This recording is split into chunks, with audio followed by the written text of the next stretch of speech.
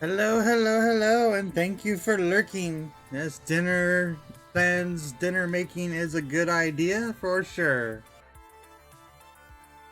Food, that's kind of one of those important things.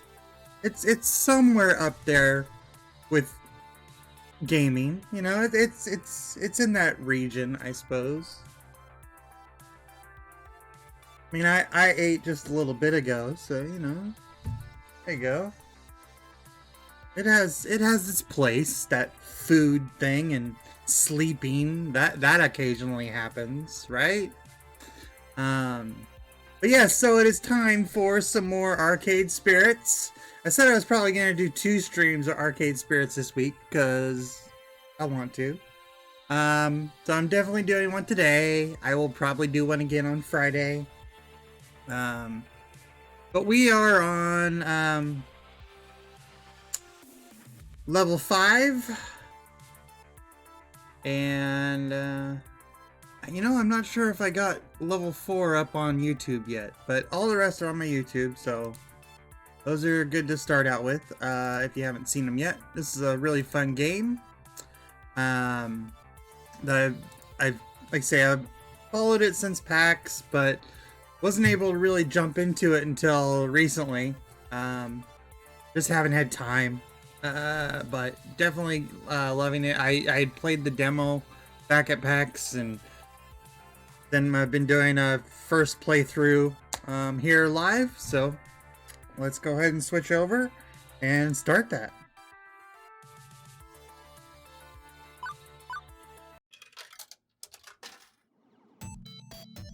Plus, I like that opening music. I love leaving that music open.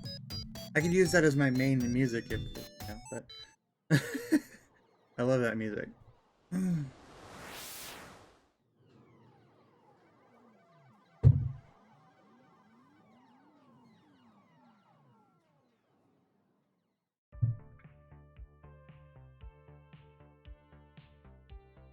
It is the future year 20XX, and the stream is not updating.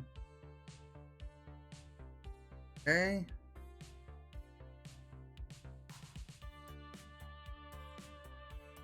There we go. Much better.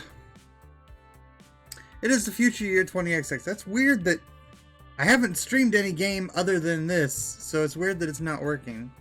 Whatever. Now it is. And romance is in the air. Or at least romance will be in the air if Iris has anything to say about it. I guess so. I'm not actually in that glorious 20XX Neon Metropolis today. I am about 134.7 miles south of it. Wow, that is a long ways away. Like a couple hours drive. Not exactly a, casual vacation. That's much better. The beaches are closed. We can't go to the beach. We can go there virtually.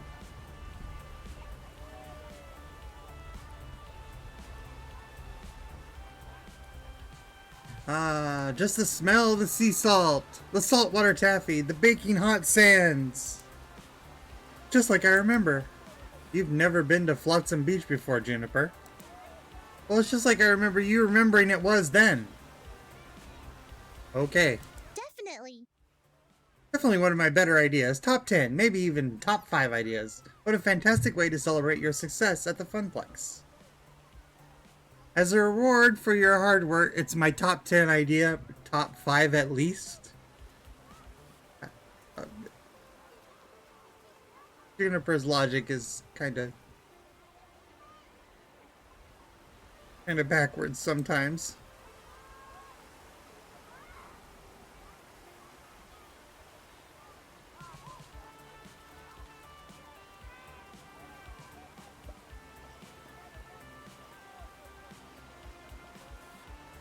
As a reward for your hard work, we return to the beach where you first played Wyvern Keep, where your family spent their summer vacations. Oh, how sentimental my heart. I can't. I hate when it does this. The flickering. I feel the need to say something pithy and dismissive in the face of her unrelenting cheer, but, to be honest, I'm definitely smiling. This place holds so many dear memories for me.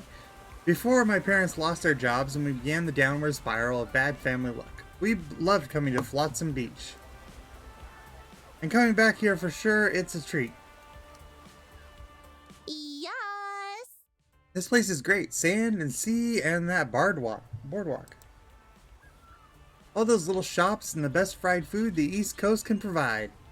And arcades aplenty and seashells and airbrush t-shirts and plastic sunglasses.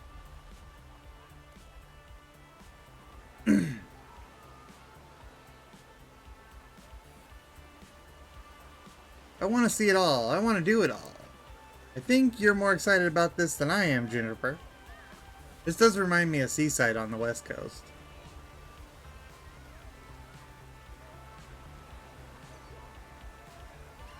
You're excited too. Don't deny it, Ray. Later!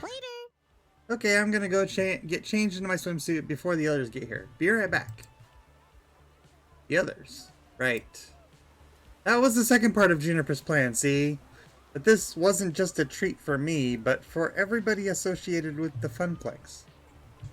We'd have to drive down here in groups and pay for our own hotel rooms to keep the cost down. But soon enough, a Saturday outing for all staff and VIPs had become a reality. It was a real sweet of her to include everyone in on the trip, too. We worked hard to make Wyvern Reborn a success. I certainly couldn't have done it without help from my friends. Within the next hour, there'd be 9 of us bouncing around in swimsuits, making sandcastles and buying cheap souvenirs, and playing seaside arcade games. This is going to put me in a horrible predicament. I just know it. Maybe relaxing and unwinding wasn't the actual theme of this game here at this point, because it's going to have 9 of them here, and I'm sure we're only going to be able to spend time with a couple of them really well. We'll see. And hopefully not accidentally drowning in the riptides that my inner lifeguard felt need to warn.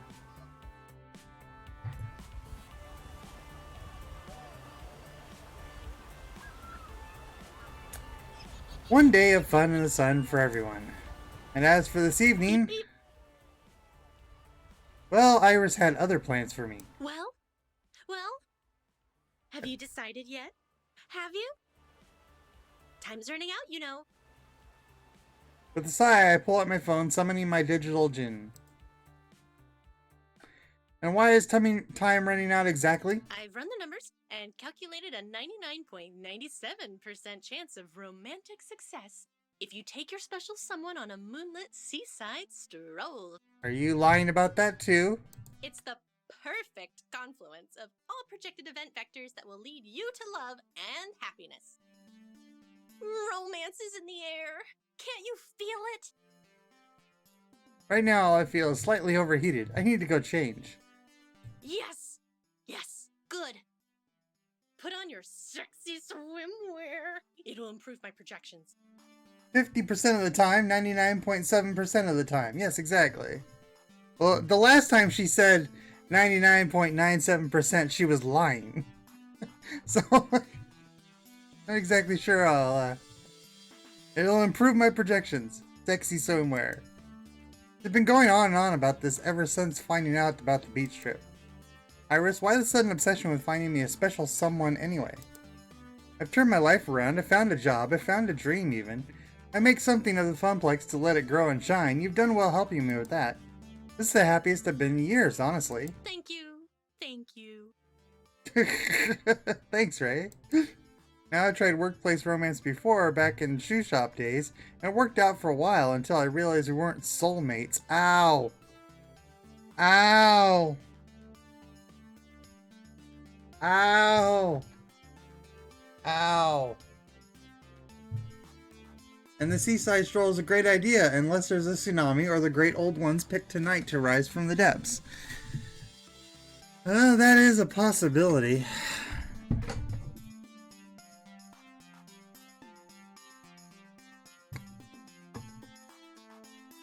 What would you do with the flotsam, sailor?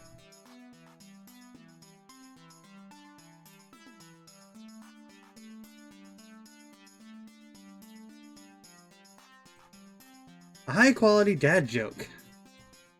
Point is, I know I said I'd be open-minded about this sort of thing. I haven't forgotten what we talked about the day I joined the Funplex, but now that I'm faced with it, I'm not sure. Ray, you've spent weeks getting to know these people. You've even taken a few of them out to lunch.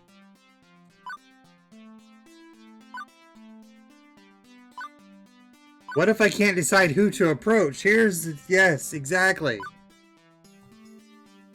I'm actually kind of torn on who I want to try to, woo? I'm pretty close to a few of them already. Really close. Also, I get the feeling a few of them feel the same way about me. I could be reading the signal wrong, but if not, what do I do? Relax, we're all adults. In the end, this is up to you and whoever you choose. If it works out great, if it doesn't, that's okay. Don't overthink it, yeah? You're not a middle schooler anymore. And there's a sudden flashback to Jamie pouring apple juice down my shirt to show affection. Meep. Right. Okay. My sources say yes. Trust me, Ray, this is your moment. But you don't have to decide right now. In fact, you shouldn't. Take the day with all your friends to really think about it. After dinner, I'll have finished my number crunching, and we'll have your final relationship scores. That'll help guide your decision. Let's take a look. I really like Ashley's story and Queen Bee's, which is why I've kind of focused on them. It'll be interesting to see which one moves up the meter. Behold, weeks of emotional data fully analyzed.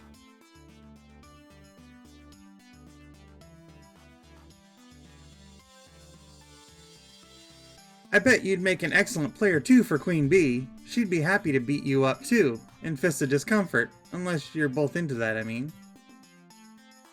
So that's it. It's decided? No. The points are just a guide.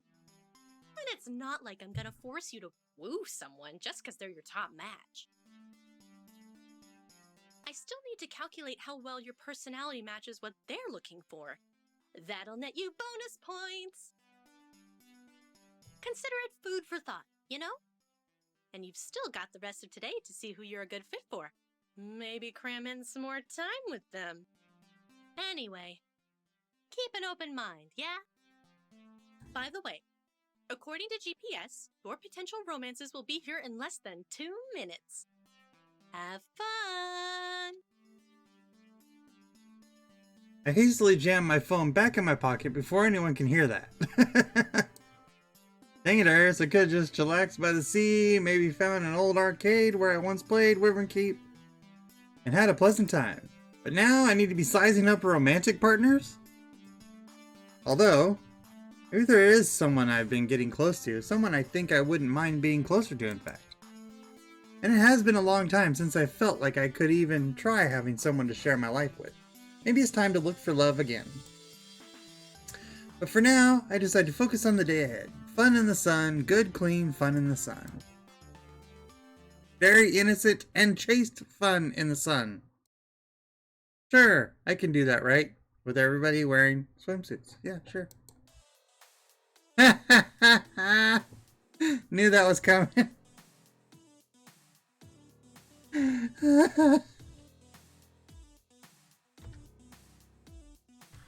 Very chaste.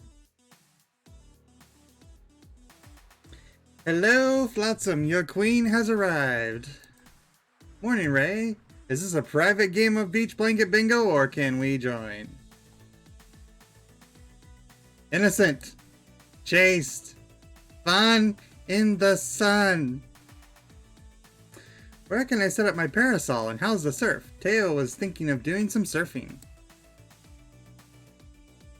I rarely get a chance to surf these days, looking forward to breaking out my old board and hitting the waves.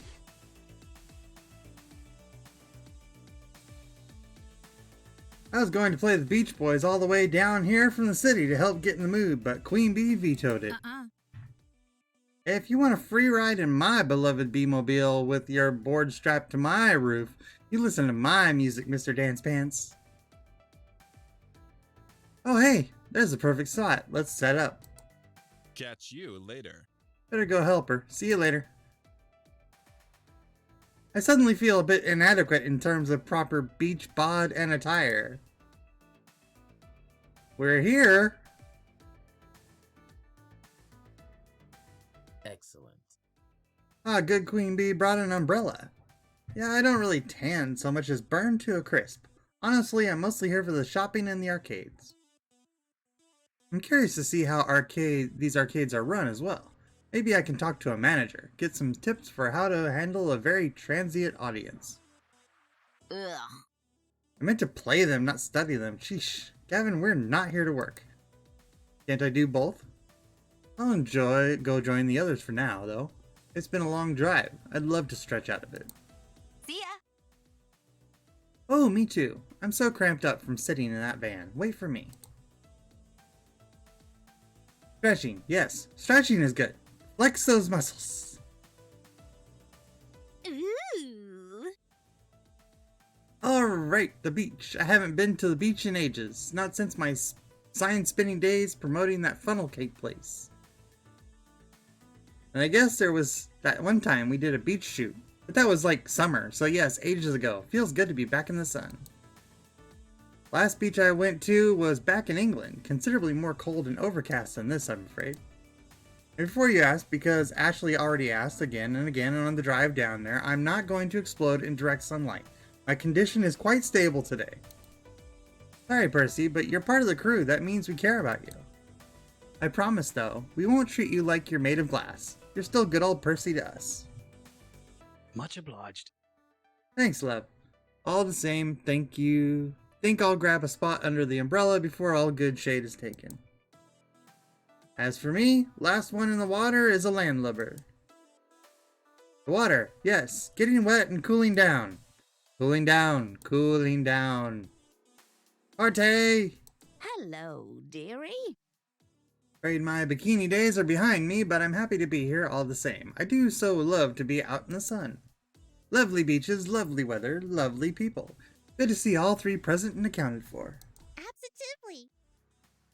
Yeah, I rented an extra parasol and some chairs for Miss Francine and I. And you too, Ray. Plenty of room if we squeeze in. My oh my. Well, okay then. This is new context for me to be observing these people in. But fun in the sun, right? Above all else, this is to be a day of celebration and cheer over the success of Funplex. That firmly in mind, I join everyone and we get this beach party started. Though it doesn't take long for the group to start splitting up. There's just too much to see, too much to do. I know from my vacations here, as a kid, that you can't really try everything in one day. But unlike me, they're noobs. As an adult, I know how to budget my time to do the things I really want to do and hang out with the people I really want to hang out with. Despite my attempts at good, clean fun, Iris's words are still running through my head. By evening, I need to make a decision. That means if I'm seriously going to make a move like she's suggesting I do, I should spend my time wisely leading up to that move. So what's next?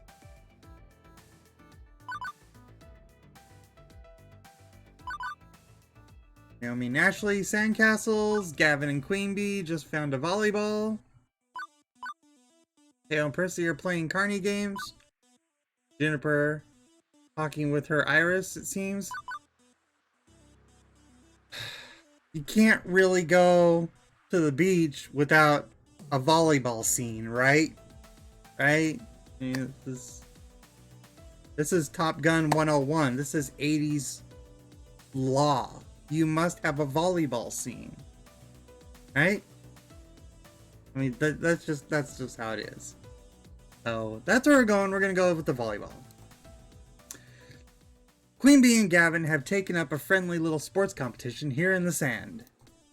Beach volleyball has always been a favorite pastime of beachcombers. It's fun, competitive, and what's not to love about watching athletic people show off their skills. Granted, when my family got together to play, we just ended up hitting the volleyball around and never really kept track of points. It was always something I enjoyed, even if I wasn't very good at it. Maybe Gavin and Queen Bee will let me join in the fun. Be super competitive too. Yep. If I'm lucky, I'll even get to bump, set, and spike it. As I jog closer to them, Gavin is occupying the far half of the court. Closer to me is Queen Bee's side of the sand. It's easy to see that both of them have expressions of sheer determination on their faces. So, if we try to join Queen Bee's team and we lose, is she gonna hate us? Gavin is cool, calm, and collected, while Queen Bee is grinning ear to ear. Like I say, they're both very competitive people. Very goals oriented. Both are reveling in the contest. Each is in it to win it. Yes, exactly. It takes some sort of catastrophic event like one of them to back down, like a tsunami. And even then, I bet they'd be bopping the volleyball back and forth while fighting against the waves. But this is momentous 1v1 between two of my most competitive friends. Yeah, see, I'm calling it. I know these people. I've got to know these characters. I gotta say. It's unnecessary to explain Queen Bee's cutthroat nature, but Gavin, his ambition is just as fierce, even if it's less vocal.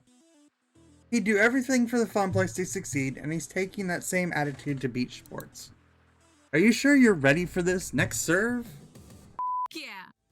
You better believe it, pretty boy. I'm ready to spike this ball so hard it'll cause a quake beneath your feet. Excellent. If there's anything like your last attempt to score, I'll win this match in record time. That's enough. Shut it and serve it. Hi, Queen. Eat this. Well, I guess not. Maybe I'll just try Gavin. Not today, Queen Bee. I'm not sure I'm going to get a word in until this whole ordeal is over. Their concentration is intense. Game faces are on and they see nothing else but the competition before them. I might as well take this time to watch them play. Hopefully they'll notice me.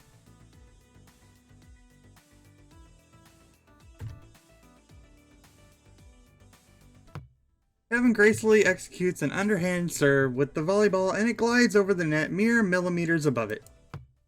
In all fairness, it was a perfect serve, but Queen Bee returns with a dig up high. With enough time, she easily squares up her pose and spikes it down towards Gavin's side of the court. Gavin doesn't have enough time to respond and it falls hard into the sand. Queen Bee claps and stomps her foot into the ground in unison. Victory! Ace. Technically, that's not an ace. An ace would be a point scored off a flawless serve. Queen Bee laughs and sticks out her tongue.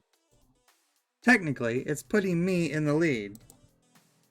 Went on like this for quite some time, both of them volleying balls and serving quips. Meanwhile, I stood by and could do nothing but look on longingly. I just wanted to play. Not that I'm complaining much. Both Queen Bee and Gavin are the most athletic of the crew, save for Tail.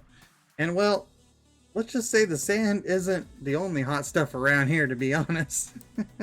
So watching them glisten as sweat drips down their bodies, yes, this isn't really a problem for me. It's enticing and the gameplay isn't that bad either. Yes, it's a rough problem to have. Even though I've been standing here for well over 10 minutes, neither one has acknowledged my presence. That is until Gavin hits the ball straight in my direction. It soars all the way to the back of the corner of the court and lands right at my feet. Queen Bee turns around to see where the ball fell. Hey, Ray. That was out, right? Oh, now I get acknowledged. I think not. I was clearly on the line, Queen Bee. The point is mine. No, it wasn't. It was completely out of bounds. You might want to get that prescription on that glasses checked. You can even see that. So right next to Ray, who will undoubtedly confirm this fact. You clearly had the best vantage on it. Tell us what you saw. Sure. I'm calling it now. This is for the win. If the ball is in, Gavin gets bragging rights for the rest of the day. But if it's out, then I win. All I have to do is make the call. Wow. Uh-huh. Yes.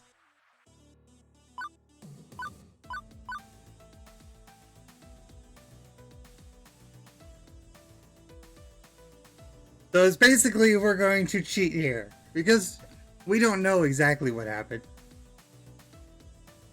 We'll go that route. The line itself is a thin rope cord held down by a simple tent peg, so I can see why it would be hard to tell if the ball fell around it. But I can say for sure I saw it fell outside the line. It was completely out of bounds. Sorry, Gavin. Point, set, match.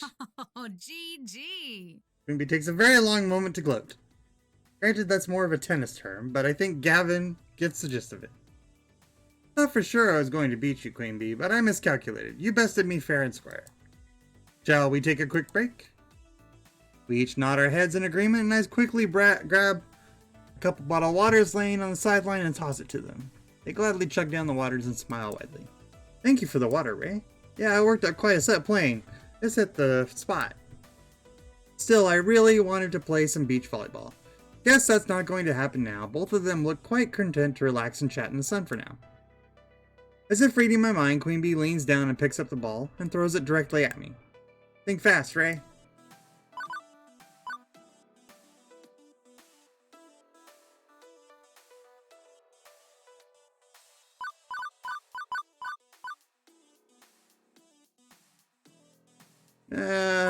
I'm afraid spiking it while we're all relaxing is a bad idea, but let's go for it.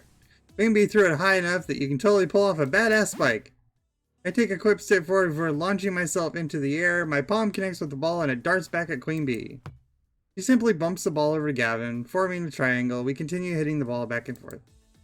This is exactly how my family would play. We'd all stand around and hit the ball to each other, trying to keep it from touching the ground at all costs.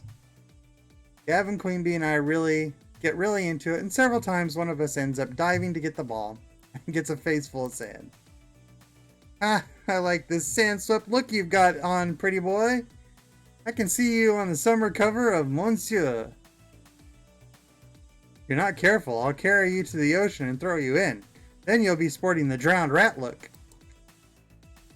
Laughing alongside Gavin and Queen Bee while playing beach volleyball makes me feel so grateful for these friends. It was worth having to stand around for a while. What a perfect morning on the beach. We play a few more rounds of the sand is lava before we let the ball crash into the beach one last time. Very nice return, Ray. You should join us for the next match. What if I didn't have other stuff I want to do? There's too much to do here and I've got to plan accordingly. I hear that. Looking forward to stroll along the boardwalk myself. It's a good idea to take in as much as you can. I think I'll call it quits too. Slow your roll, pretty boy. You can't leave quite yet. Alright. We do have a score to settle. Let's finish this.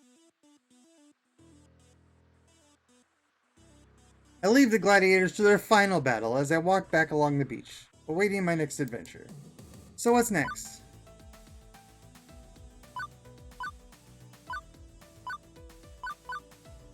Naomi and Ashley are making sandcastles. In the distance, I see what appears to be a myriad of sandcastles, which makes sense. I mean, I'd be worried if it was a whole bunch of not sandcastles on the beach. During my many beach outings as a kid, there were always multiple sandcastle competitions going on. And in front of me, our own Funplex fabricators have entered the fray. With Naomi being our arcade builder and Ashley with all of her cosplay craftiness, it's no wonder why these two are up for the sandcastle challenge. As I jog over to them, I see Ashley laughing over her castle and Naomi meticulously measuring something on her citadel. How goes the castling? Amazing! Great, do you see all these amazing sandcastles? They're all so cute. Properly made sandcastles aren't cute, Ashley. Oh? And what are they? Assuming they're not made by kids for funsies, a proper sandcastle can be a structural masterpiece. Wonderful. That doesn't remind me of anyone. I know.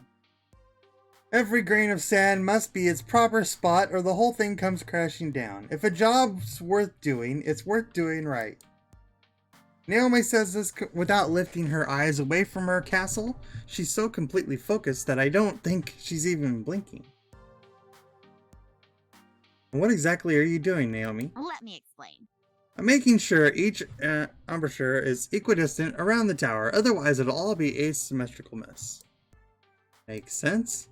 Take a moment to actually appreciate their castles. Naomi's a structural masterpiece, straight, perfect, edges meet bold, flat walls which produce an almost perfect medieval castle. She even added an ocean water moat complete with drawbridge. Ashley is equally impressive too. It's soft, fluffy fantasy castle.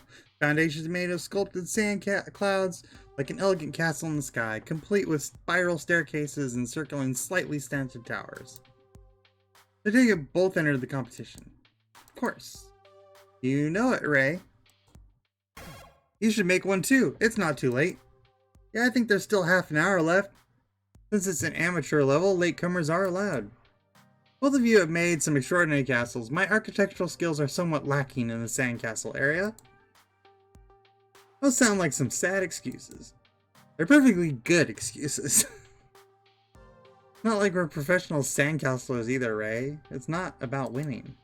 Naomi looks over to Ashley, who's giving her a smile, accompanied by a questioning look.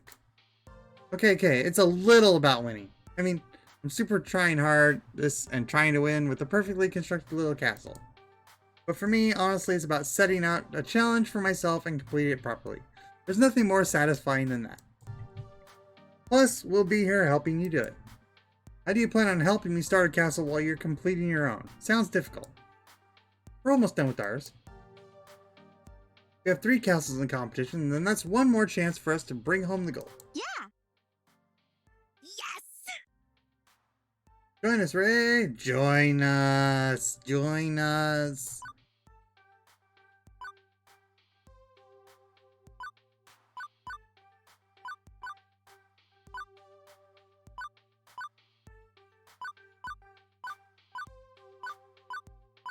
I think we're going to be helpful. I know my strengths and weaknesses intimately. My number 1 weakness is building sandcastles. Also, maybe breathing in space or surviving explosions.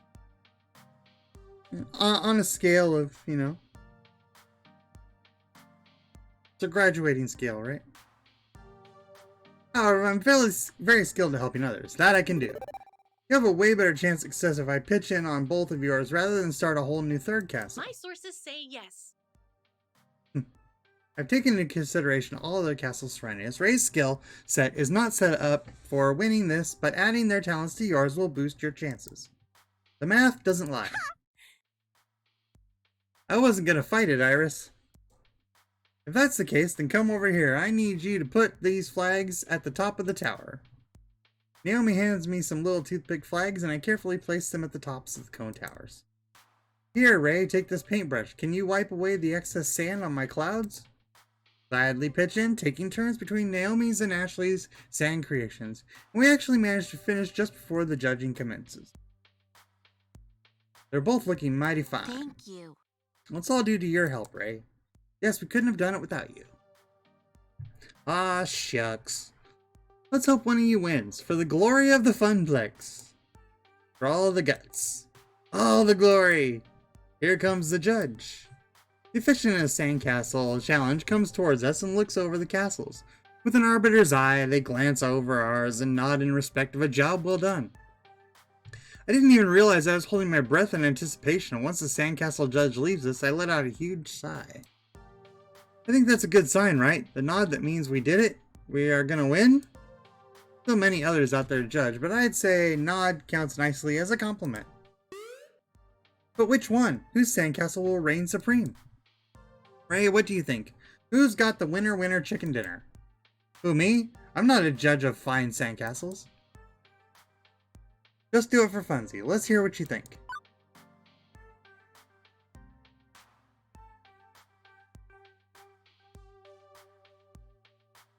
Honestly, that other one over there. Wow.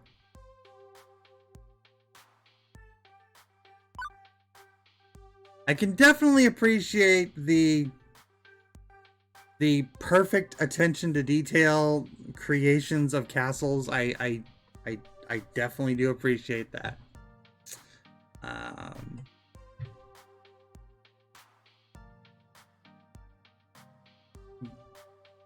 But I think Ashley's got the more spirit of the competition. Plus, you know, a little closer with Ashley, so you know, it's not gamifying the answer, as they say, but you know, it'll definitely probably help us get her on her good side some more.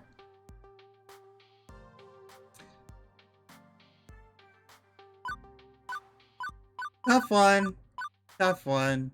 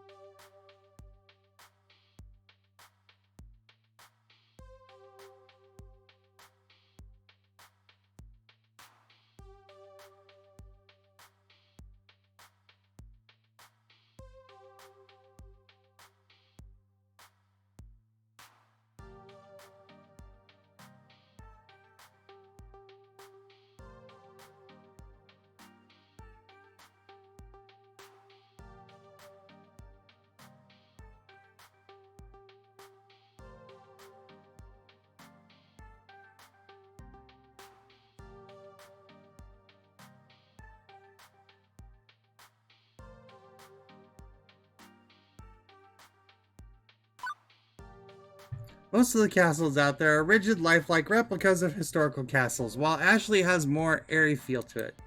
Ashley's is so different from the rest, I think it'll outshine the others and win over the judges. Thankies. You're too sweet, Ray. I agree, Ashley's Fantasy Castle is sure to catch the eyes of the judges. You've done a wonderful job with it. I can't wait to see you win. Naomi, you're wonderful. Oh, I think they're finished tallying up the scores. We wait not so patiently as the judge makes their round across the beach. I see them stop next to a particular dramatic-looking sandcastle. When a bright blue ribbon, they prop it up next to the castle.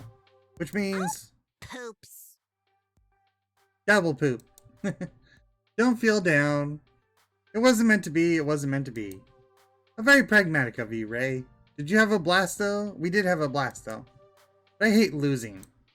We just gotta win next year, Naomi. Maybe if all three of us join forces, we can build the best sandcastle this beach has ever seen. We should spend some time practicing more, which means... more trips to the beach. I'd like that, I'm in. Great, next year, Team Ashley is going to eradicate the competition. Team Ashley. I think you mean Team Naomi. You two can fight over that next year. I think I'm covered in enough sand for a while. I'm going to see about being slightly less sandy. I hear you, Naomi and I aren't done here. We got one last thing we gotta do. What's that? Destroy the castles! Yes. I'll leave you to it then. I am a mighty dragon. Fear me, tiny sand people. Both of them smile widely at each other and laugh. Walking away, I can hear the sounds of devastation behind me. I peek back one last time to see the castles come crashing down before I set my eyes forward. So what's next? Let's see what Juniper's dealing with. Probably work. Juniper stretched out on a beach chair, catching some sun while catching up on her social media feed. Iris, how many Pengy mentions are there in my timeline today? You currently have 23 mentions of Pengy in your social media timeline. Oh, that's up from yesterday. Iris, have there been any new Pengy vids lately? Sorry, I don't understand. Have there been any new Pengy vids lately? Would you like me to search the web for have there been any new Pengy vids lately? Oh, never mind. Juniper puts the phone away with a sigh. Our Iris is definitely a lot smarter. Oh hey Ray, enjoying your nostalgic beach trip so far?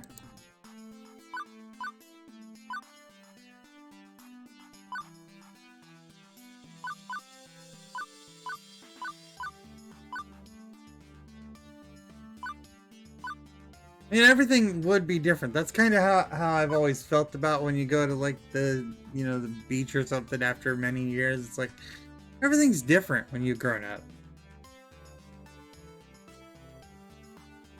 I think I kind of think the basic answer is a good answer. That was years ago, Juniper. I was just a kid. Everything feels different now. Different how? Well, I'm taller for starters, but I'll admit one thing feels the same, being with family, a different family. But that part, yeah, that part feels good. You know, you've had a better life than you give yourself credit for. Your family had money problems, sure, but you loved each other through it all. That's so sad. I can't say the same for my family, and my family never took beach vacations for that matter. Or vacations at all. I doubt I'll be taking many after this either. I'm definitely happy being a freelancer, don't get me wrong. I'm not exactly making beach money, you know? You can't even afford apps unless they're free, and man, free mode Iris is super stupid sometimes. Hey, hang on. I see you're talking to your Iris all the time like you just have a normal conversation. How did you manage that? Mine doesn't even understand what I'm saying most of the time. Did I configure her wrong? Is there some free mode option I missed out on? Come on, fess up. I just want to make the most out of Iris. What's the trick? What did you do to make yours so cute and chatty? Drat. Juniper knows Iris better than anyone here, aside from maybe Gavin.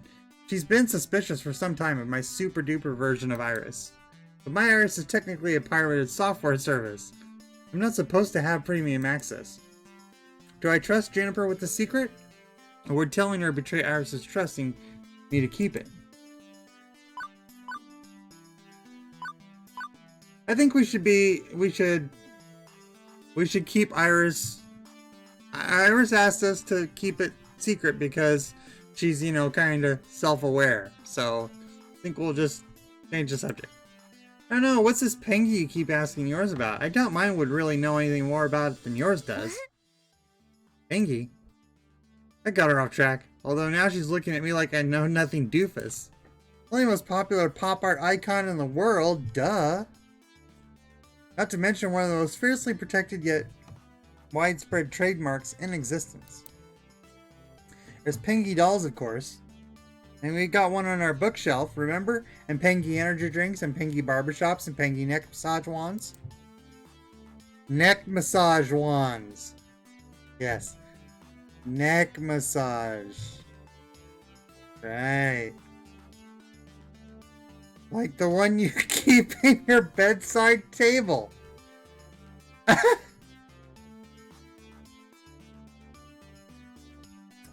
Yes. Yes, just like that one.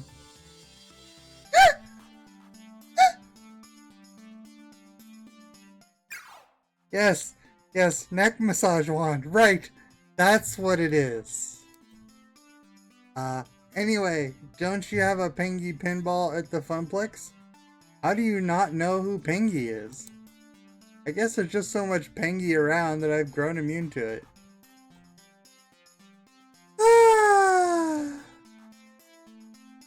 Okay, I can see that, but as an aspiring visual designer, I'm always on the lookout for hot new brands. I can only hope for one day to create a character as beloved as Pengy. Oh, or like the Pixel Heart. The what?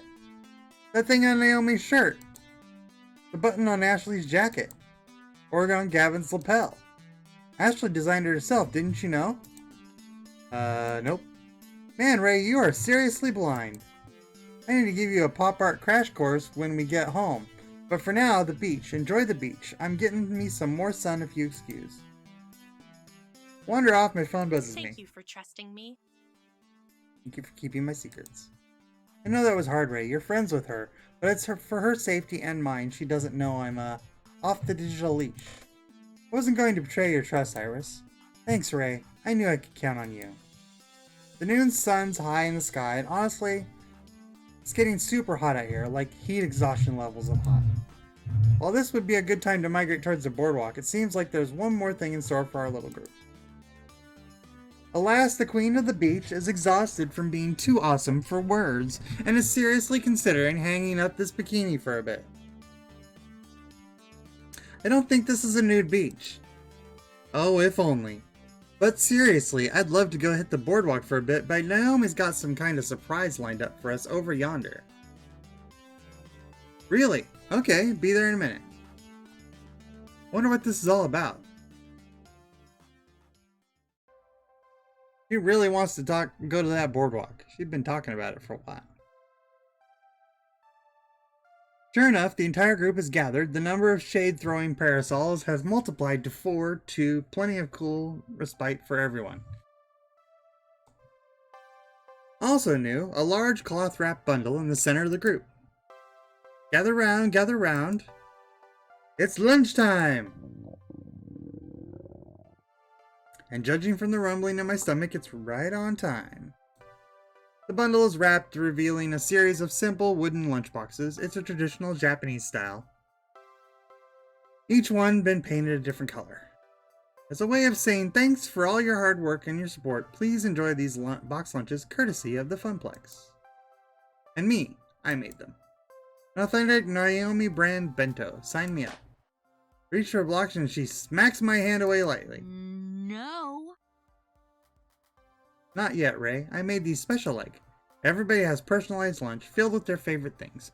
Gavin, if you'd be kind enough to distribute them, names are written on the lids. Hopefully it's not pizza bagels. Sure enough, on second glance, I can see the names and even little cartoon doodles representing each person.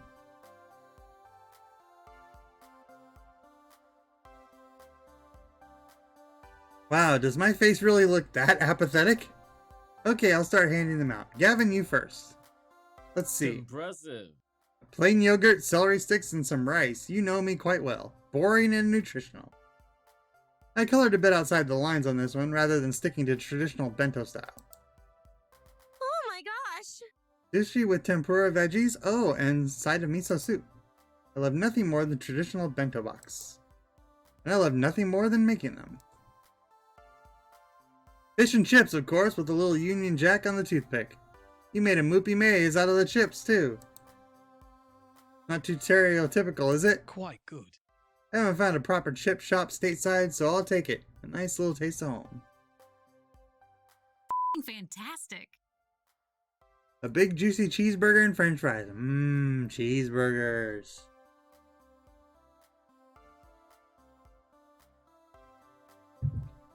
My mouth is watering just looking at it. It's got lots of pink in it, just like you like it. So pink I can hear it move. This is perfect. Pita bread and hummus. Love it. A great meal that fills the belly and gives you a ton of energy. And we have to keep your tank full. A tired Teo is not a true Teo. How marvelous. Oh my, this is lovely. Little finger sandwiches, some tea, and even a cupcake. Thank you, Naomi dear. It's very thoughtful. Oh, thanks, Miss Francine. And I got a peanut butter and jelly sandwich. Nice. Ha, bet you consulted with Ray on this one. I love these. Always have, always will. Actually, I just checked your Instagram. I did an analysis of your most commonly blogged food, and can't talk, busy eating. And that leaves the one who brought us all together. Ray. For you, I made, oh my god, pizza bagels. Ah! Kidding. It's actually similar to the bento I gave you the day you started at the Funplex. A little reminder of how this all started. Oh, well thank you. Speech. What? Yeah. You should make a speech before we all dig in. I mean, you're the reason we're here. I am? Yeah, you are. I mean, we were doing great before you showed up, don't get me wrong, but you know... But you worked harder than any of us to make the Funplex the success it is today. Aw. I was content to keep it afloat. I didn't think we'd ever manage more than that, but you refused to be content. We wouldn't be here at the beach if not for your success you led us, Ray. So yes, I think a speech would be appropriate. Yeah, Wyvern Reborn rocked. It really opened some doors for me. I'd still be wearing that damn black L7 jacket if not for you. The atmosphere's so much livelier thanks to the efforts. Win or lose, I'm enjoying my time with Moopy thanks to having so many great people around me. By this point, I can't even imagine the Funplex without you, Ray. So don't even think of leaving. If you do, we'll probably gather up a hunting party and drag you back. No hard feelings. And speaking as the one Ray comes home to every night, I gotta say, you're doing dandy compared to before. So 3 cheers for the Funplex. 3 cheers indeed. Go ahead, Ray. You've earned the right for a speech. I'm just a silly old lady who started it. You made this happen. Wow. Seriously, wow.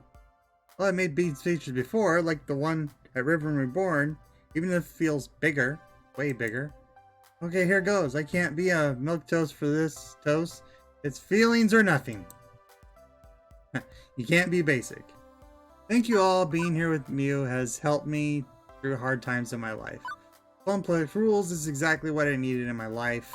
A funny thing happened on the way to the Funplex. My life was something of a mess and the Funplex helped me. No, we're just definitely going to this one. Thank you. Above all else, thank you all.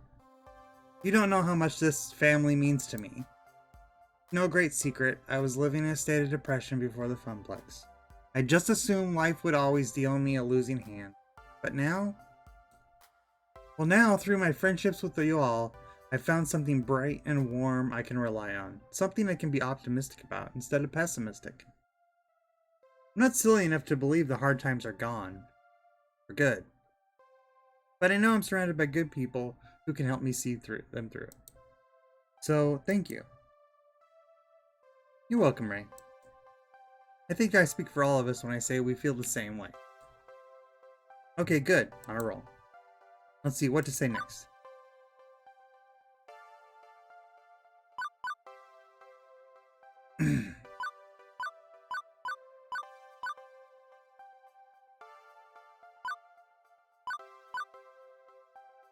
Flotsam Beach is just a ticket for rewarding ourselves. I think that's a better one than this one. We've all worked hard now. Now you get to play hard. Take a swim, do some shopping, swaddle yourselves in redemption. Game tickets, Flotsam Beach has it all. I know we're here for one day, but I'm intending to make it one hell of a day. An important day. And evening. And anyway, my point is, I freaking love this place and I'm glad to share it with you all. I propose massive amounts of selfies, terrible food, and getting incredibly drunk. Who's with me? Oh-ho, partying and drinks and more partying? Yeah, I'm so ready for this. Now to bring it on home.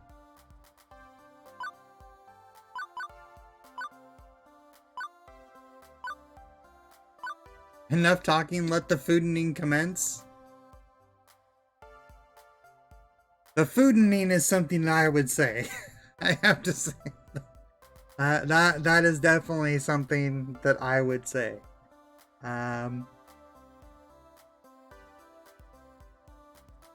But this one too. But this definitely sounds like something I would say. I babbled on more than enough. Hunger, it gnaws at me. It slaps my very life essence. The fooding calls and must not be denied. Boxes open, devour, consume. Go, hunt food. The fooding. The fooding. This is so cool. Going to Flotsam with you, Ray, and all your great friends, and this great food, and it's also great. Let's eat, everyone. This is the moment. One perfect moment with all of us together, laughing and talking and eating and having the best time in the world. Maybe things will change after night when Iris's plan to find me romance comes together. Maybe this is the high water mark. Maybe. I haven't saved mid-thing yet, but I think I'm going to right there. But no matter what happens, I'll always have this one perfect. Just in case I want to go back and see other effects, but you know.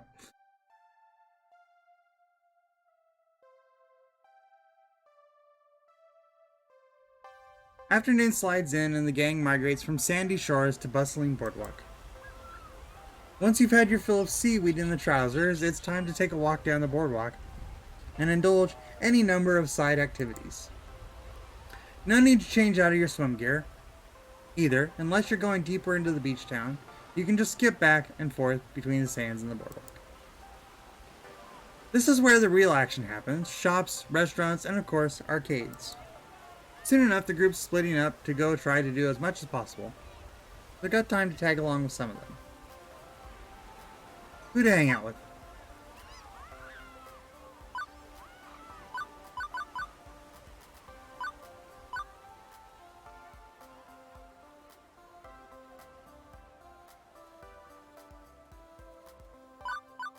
Probably wanted to go with these two and these two at some point. Which one first?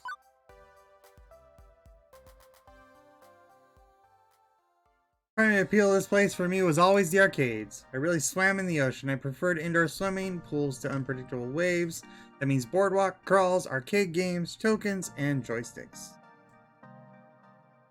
Though as I approach one of the open-air arcades, well, I don't see a single joystick. Impressive. Interesting. I'd hazard these arcades are 100% redemption games. I suppose it's for the best. Naomi's distracted by looking for saltwater taffy. She'd hate this place. I've noticed this industry trending away from anything vaguely resembling a traditional arcade game, and towards touchscreens and prize tickets. I suppose it was inevitable. If not for the strong showing for joysticks through the 80s and 90s, it would have happened sooner. Game's a game, you know. I can enjoy just about anything. Oh, and hey, there's pinball. You like pinball, right, Gavin? Ooh. And skee ball. I love. Alley rollers. What? Huh? Technically, skee ball, depending on spelling and hyphenation, is a registered trademark. These are simply alley rollers, manufactured by a different company. Each way to suck the fun out of it. Apologies for my innate killjoy nature. Allow me to make it up to you by actually having some fun. Is that even possible? Will your ultra cool guy exterior allow your inner softie to be exposed? if you'll let me finish. How about a alley roller contest? Each of us gets 5 tokens to score the most points. Whoever loses buys the other ice cream. Now we're talking. Hey Ray, want to join us? Make this a 3-way dance? Maybe all the joysticks are gone, but I'm certainly a longtime skee-ball fanatic. I'd likely clean the floor with these two. Still, I'm a skee-ball wizard. I got this. May the odds be ever in your favor. Ice cream. I'm a skee-ball wizard. You're gonna get it now. You take a shot at skee-ball wizard. You best not miss. That's the spirit. I can smell that victory ice cream already. And it smells like victory. Our coins rattle in the slot, tinkling along the metal chute. 5 tokens, highest cumulative score wins. I suppose if it's 3 players, the 2 losers split the cost of the ice cream. I remember playing tons of alley rollers back when I was a kid, roaming up and down the boardwalk of Flotsam Beach. Like riding a bike. Those are physical skills you never really forget. My grip on the gnarly old wooden balls feels completely natural, even now. We drop in our tokens, line up our first throws. It takes a few rolls for me to find a sweet spot. But eventually I'm right where I need to be in the scores, which unfortunately can't be said for my coworkers. Come on, I totally should have landed that one. Hundo. 1 hundo, okay. Rather disappointing. These machines are a bit beat up from exposure to and play. I wouldn't be surprised if they're unbalanced. Or they're rigged, like those carny games Teo and Percy were playing earlier. But they aren't. I'm hitting my shots, no problem. I could whisper some advice to one of them, maybe give them an edge. It's cheating, sure, but we're all getting ice cream in the end, who cares? We're gonna help Ashley win. Lean in next to Ashley and whisper her a hot tip. Aim for the 40 pointer with every throw, that way you'll always net a consistent amount of mid-tier points. Instead of wildly aiming for the honeypot of 100 points, Ashley lines up a shot right down the middle and scores a 3 throw. Soon enough, the game is over, with Ashley just barely pushing past my score, and Gavin far behind. Oh well, I give it my best. Makes you feel better. I couldn't have won without Ray's solid advice. No, you were still the one making the throws. That's skill, even if they offered suggestions. Still, if you'd like to keep things fair, we'll split the ice cream cost 3 ways. Everyone's a winner. Most importantly, we had fun.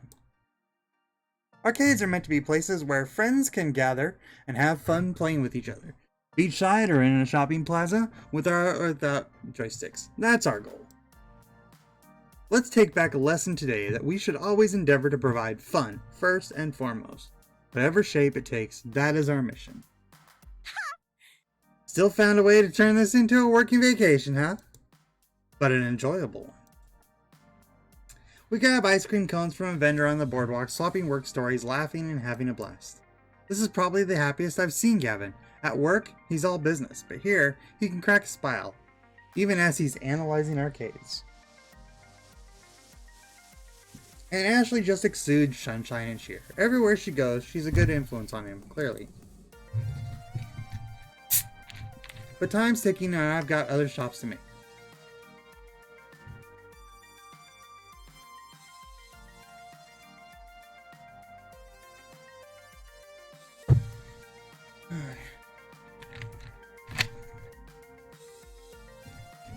And I need to do a quick break.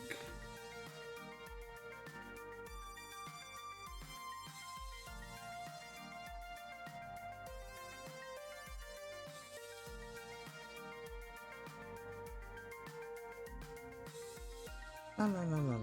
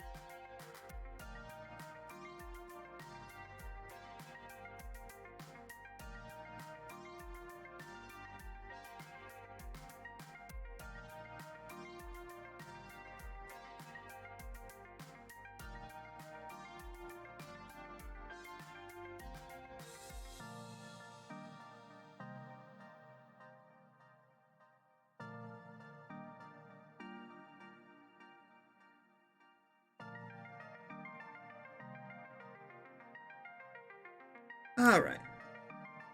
Here we go, back again. It feels good being out and about with everyone, away from the funplex, away from work, just friends, having a great time in a great place designed for great times. With our newfound success, I hope we can do this more often. Who to hang out with? Sitting on some benches just outside the fried dough stand, Queen Bee and Percy are sharing a funnel cake dusted with white sugar. Seriously, you've never had this stuff before? Not much carny chow in England, I'm afraid. And this is my first time visiting a beach in the colonies. Wait, you can't eat this, right? I mean, it's basically fried grease and sugar. Your heart won't explode. Not an issue of artery congestion, and Lord knows I eat plenty of instant ramen and fast food. One little sugary treat won't be the tipping point. Oh hey Ray, join us. No way we can eat this huge thing by ourselves. I settle in and pick a delicious fried dough. Just like I used to have back when we came here regularly. It's a person here we're talking shop, and even if you aren't a pro gamer, maybe you've got some valuable input, you know? See, our Moopyaholic buddy here doesn't believe in being a full-time professional gamer. Don't think so. Not that I don't believe in it. I just don't see it as a stable occupation for a young person to undertake.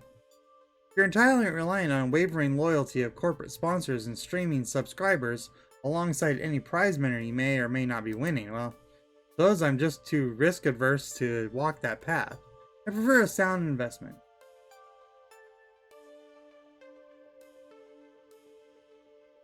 Whereas I love risk. No risk, no reward. Yeah, at any moment I could all come crashing down and I end up living in my parents' basement again, but I love to fight for my future. Just like Ray, they were unemployed bum before finding the funplex, so nowhere to go but up. Hey now! Not like I was living under a bridge.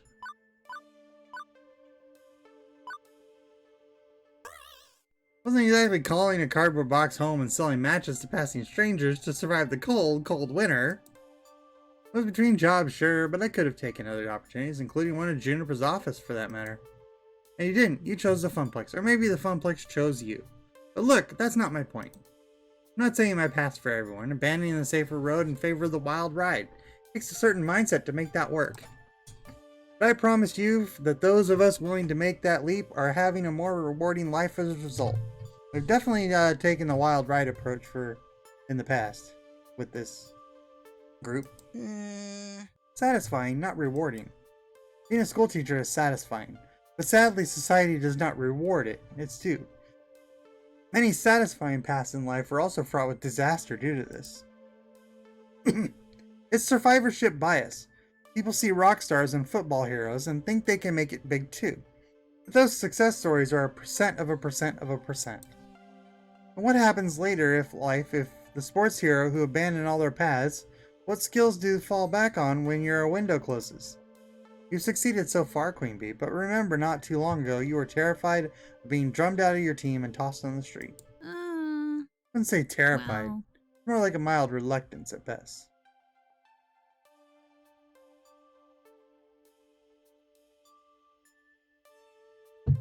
Couldn't you pursue dominance in your game of choice without making it your entire existence? I don't really play Moopy all day. I trade stock in my off hours. Why not consider a day job, with your gameplay occupying the remaining hours? Nope. No way. No way, no how. Fist of Discomfort takes absolute dedication. It can't be the top of my game or at the top of the game if I'm also flipping burgers or filing paperwork. Percy, competitive level play requires intense training. You can't get around that time investment, but you can make it pay double. That's where streaming comes in. Whenever I'm training, I'm streaming. Subs and donations make me money while my skills go up, up, up. It's win-win. I suppose I can see the need for time investment, yes, but it's not like streaming revenues are stable either. Perhaps Ray can help settle this question. What do you think? Is it better to wholly devote your life to a risky proposition in service of happiness, or to hedge your bets and find balance? I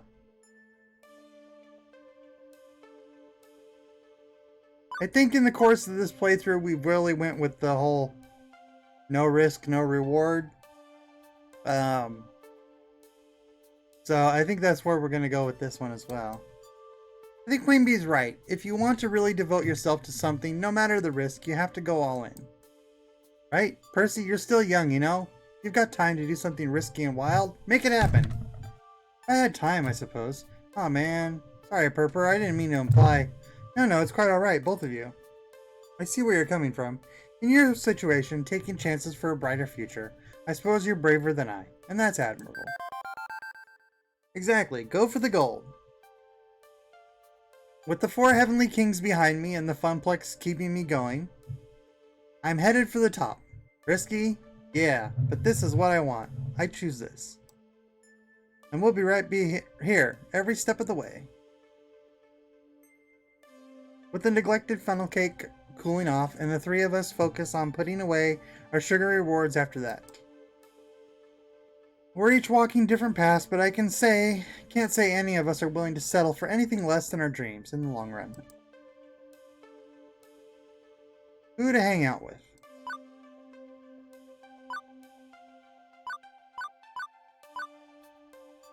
Juniper and Francine are looking at the little map of the boardwalk. It highlights all the shops, cafes, art galleries along the way. I overheard them discussing it earlier in the day, and it looks like they might have found one. Oh, looky, there is one called Drift Away. Cute. Oh, and they also do wine tasting. I'm a fan of wine, and tasting it.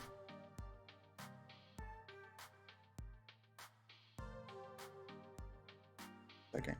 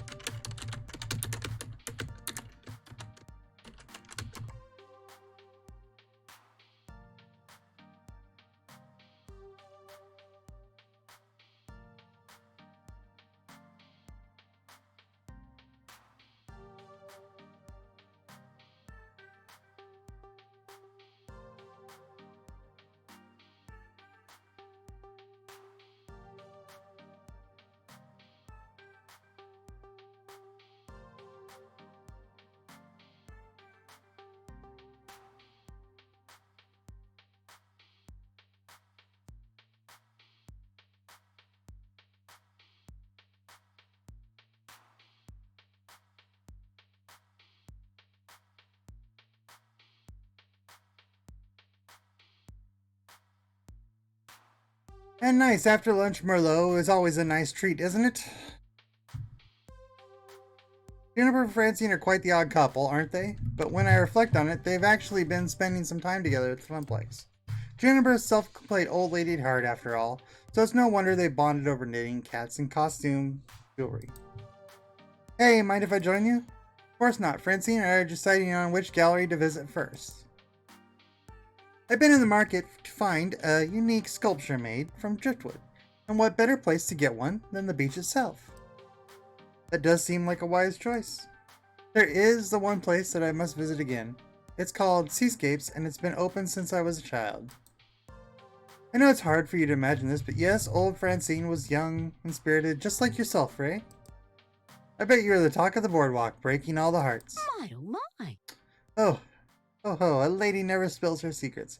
But yes, I did have my fair share of summer romance here along the boardwalk. Oh, go on, this I must know.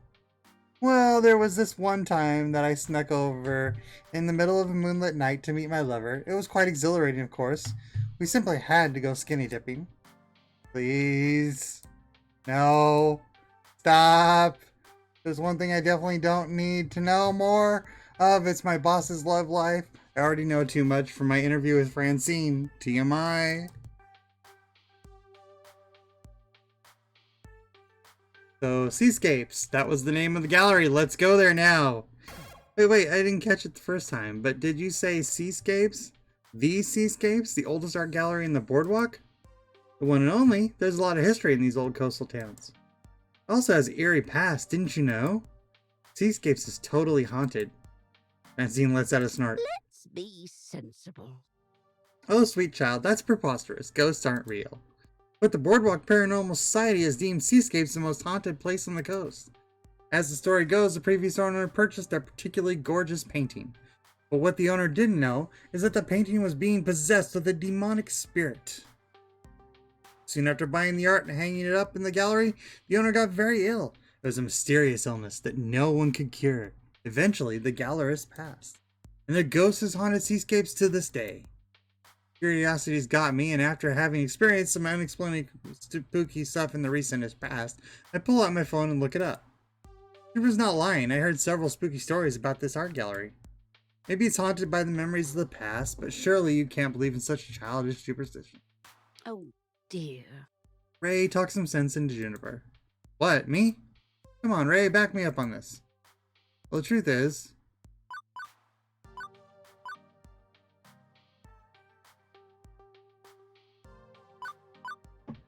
Yeah, I'm gonna go this way. There are unexplainable things in the world, but... I'm not sure if I believe 100% in ghosts, and the miner there was some weird goings-on with the polybus. But is it fair to call it paranormal? Maybe it's just magic and microchips. Math and microchips, like Iris said. I'm still waiting on science to prove me right or wrong on that. In good faith, I can't choose either one. Nothing in this world could prove or disprove the reality of ghosts. Surely I enjoy a spooky ghost story as much as the next, but do I believe them? Fair enough, we've watched enough Ghost Bros to know that sometimes people overreact in those situations. And I can't ignore that I do love an entrancing, scary story. So we're all in agreement then. Yep. 2 Seascapes. One short walk down the boardwalk later, and we arrive at, well... I don't notice anything overly haunted. I mean, the building itself isn't dilapidated, but it could use a new paint job, and a new fence, and maybe upgrade the windows. We're right on the boardwalk with wide open doorways that we can walk in, and hopefully not have the whole thing collapse on us. Okay, so it's a mess of a building compared to the other shops along the boardwalk, but it adds to the historic charm. But to its defense, it does have a sign in the window that says free wine tastings, so I know Juniper will be excited. Yes. As if on cue.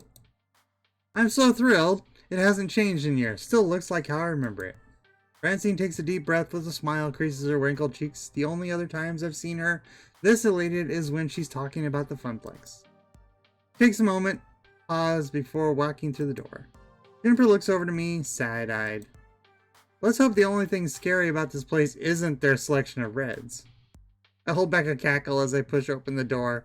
I smell bell rings as the most small shop on the strip, alerting the gallery owner of their arrival. Paintings adorn the walls, beautiful scenes of the ocean, sea life, and the boardwalk itself, each having its own unique style.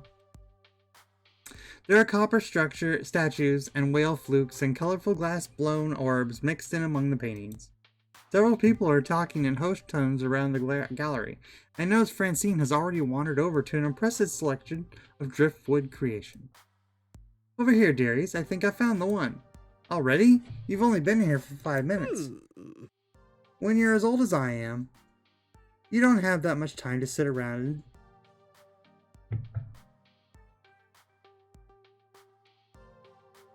and deliberate about art. Deliberate. Oh, deliberate. Okay. About art. You go with the feel it feels right. Follow your heart and all that jazz. I was having a hard time, like, reading all the syllables of that. It's just like... my mind wanted to skip over part of it. But I wanted to peruse the art a bit more. I was hoping maybe a ghastly hand would grab my shoulder, or maybe I'd see an actual ghost. We can stay as long as you like. I'm in no rush. Yes, come at me, ghosties! So, Francine, what did you decide on? As a kid, visiting art galleries was never my prerogative, so I had no idea the amount of things you could make out of driftwood. Stick reefs, candle holders, tables. Francine points to a heart weaved together from several sea-worn branches. Simple and meaningful. That's adorable. It reminds me not only of many times my late husband and I would visit the beach, but it also reflects my love for the ocean itself. How romantic. I hope one day my partner will buy me something like that. Ray, You've been my partner in crime forever, and I wanted to get something to remember this trip by. If you have the coin, I'm sure Seascapes has the wares. But what should I get? Will you help me choose something? I mean, it'd be going up in our apartment, so you should get a say in this. Sure thing, Juniper. How marvelous. Ah, young love. Did Francine really just say that? Juniper didn't react, or maybe she did. She was looking away at the moment, hard to say. I take some time to go over my options. I need to find something that Juniper will like and cherish. This is an important decision. I don't want to choose the wrong thing and disappoint her. We've been through so much together, and I want her to know how much she means to me. See anything worthwhile? I think I found the perfect thing. What do you think about...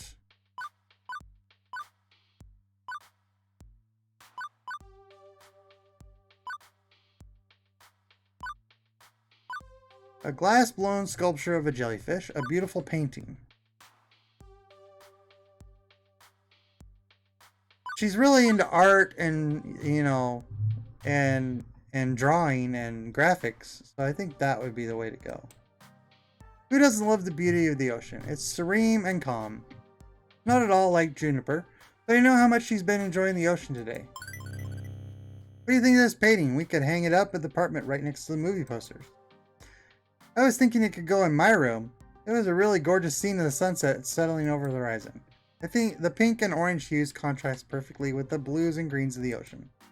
Nice choice, Ray. You know me so well. Well, kids, I'm about done here. I don't have much energy, as you both do, and I think I'm ready for my afternoon nap. I'll walk you to the hotel, Francine. And a little afternoon siesta does sound nice, especially because there will be lots to do later tonight. You're such a dear, Juniper. I think I might go back to see what the other people are doing. Taking advantage of your vacation is...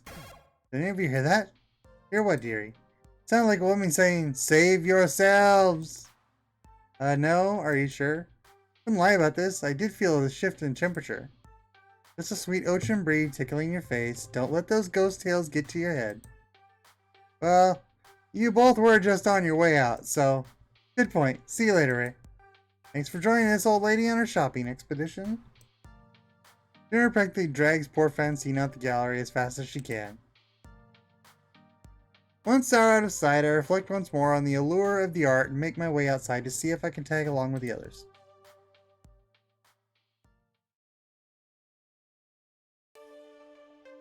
The rest of the afternoon passes in a blur.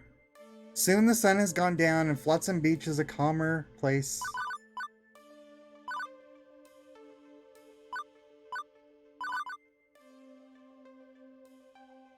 A more chilled vibe as the day's manic energy has long since spent. It's also clear the group will be breaking up soon. They've already changed back to their regular clothes, done with the beach as a whole. Some are talking about checking out the nightlife scene. Some just want to relax in their hotel room. Some are simply heading back to the city. Leave me alone for a moment with my thoughts. It's been a wonderful day. Only one thing that can improve it. A risk. A daydream. But maybe one worth taking. I happen to know a few things about dreams lately. Beep beep. Yeah, I know. Let me ask someone on a date.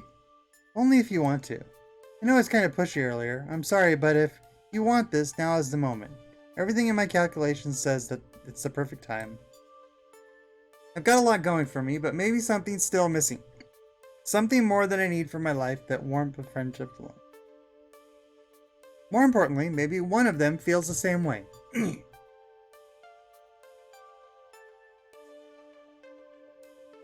Maybe they feel the same yearning. Romance, love, I'm no stranger to these things, but those were fumbling first attempts in youth. I could fumble again. Am I ready for this?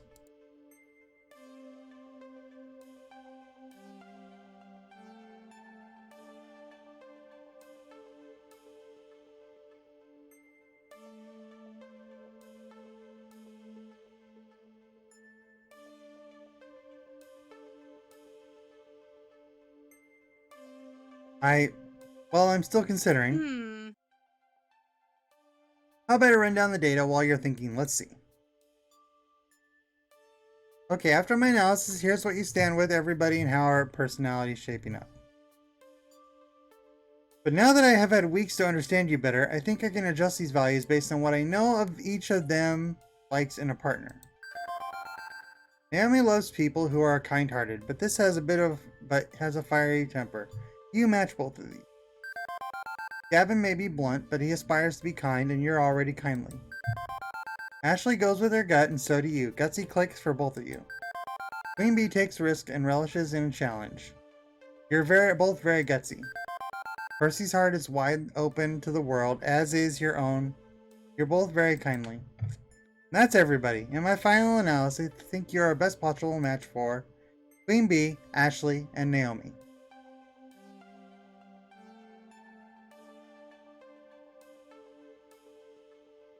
That's really not much of a stretch considering those are the ones I gave kind of the most chance, but all three would make a fine companion for you, Ray. Queen Bee, Ashley, and Naomi all get along well with you and match your personality. So Queen Bee, Ashley, and My Naomi. sources say yes. I calculate you'll have the best probability of success with them. Numbers, all based on numbers, high score.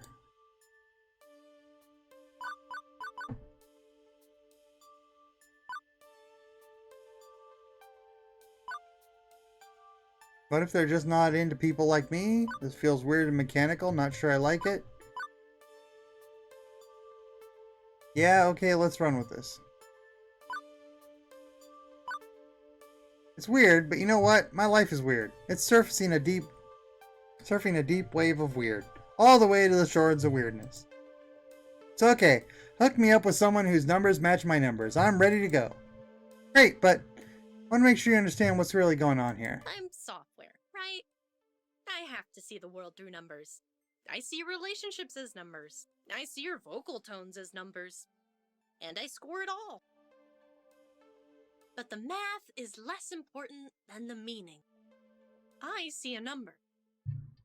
But that number represents your free will and your heart. You chose to spend time with them.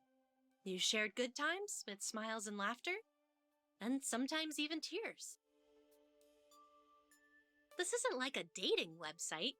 You aren't asking a total stranger out just because the numbers match. You need to switch the causal relationship around. I need to ask for a casual relationship? Causal, as in the cause of. You aren't spending time with them because of the numbers.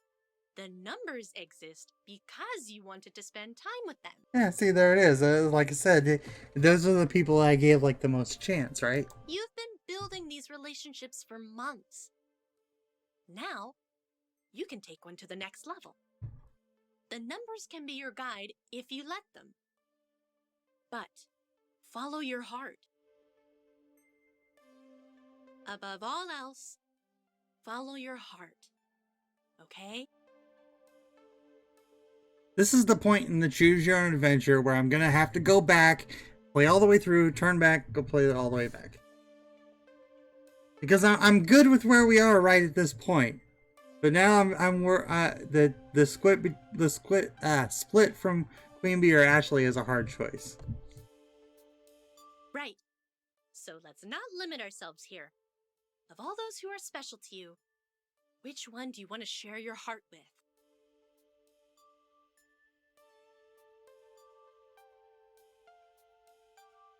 But she's right. She's been watching me, listening to me, understanding me, but in the end, it's my choice and their choice to accept my love or not. Which one do I love? Which one should I approach?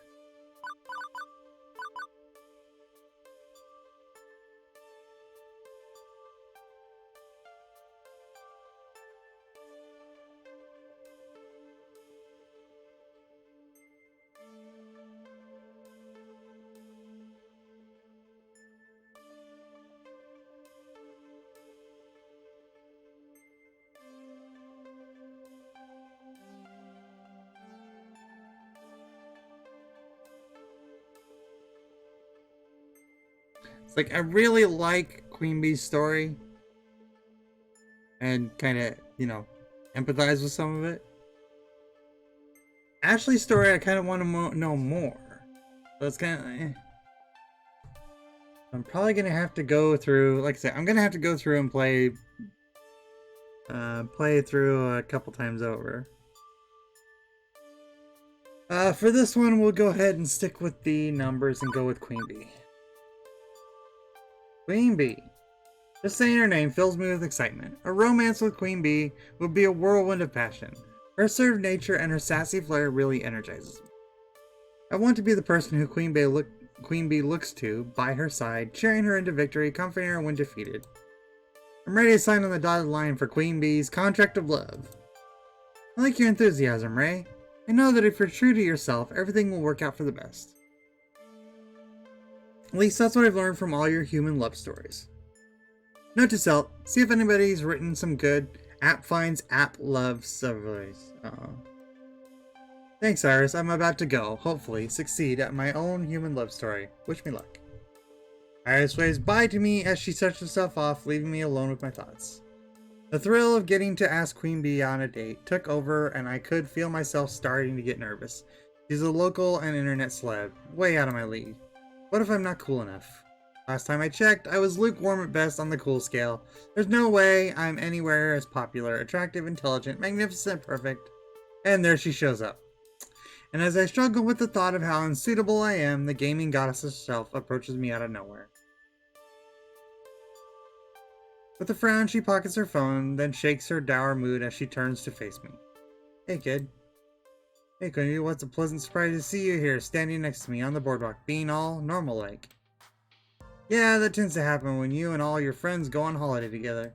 Anyway, I'm getting straight to the point because I don't like beating around the bush, and I'm not a fan of sappy, fluffy bull. Just blunt honesty. So, do you want to join me on a date tonight? I thought that was going to take a really bad turn all of a sudden. I instantly blushed from head to toe. Here I thought I was going to have to muster up enough bravery to ask Queen Bee out, and bam, she intercepts me and asks her herself. There you go.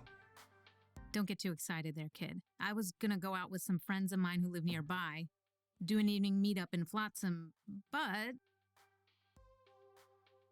Queen Bee looks away, frowning at the ground. Well, they bailed on me.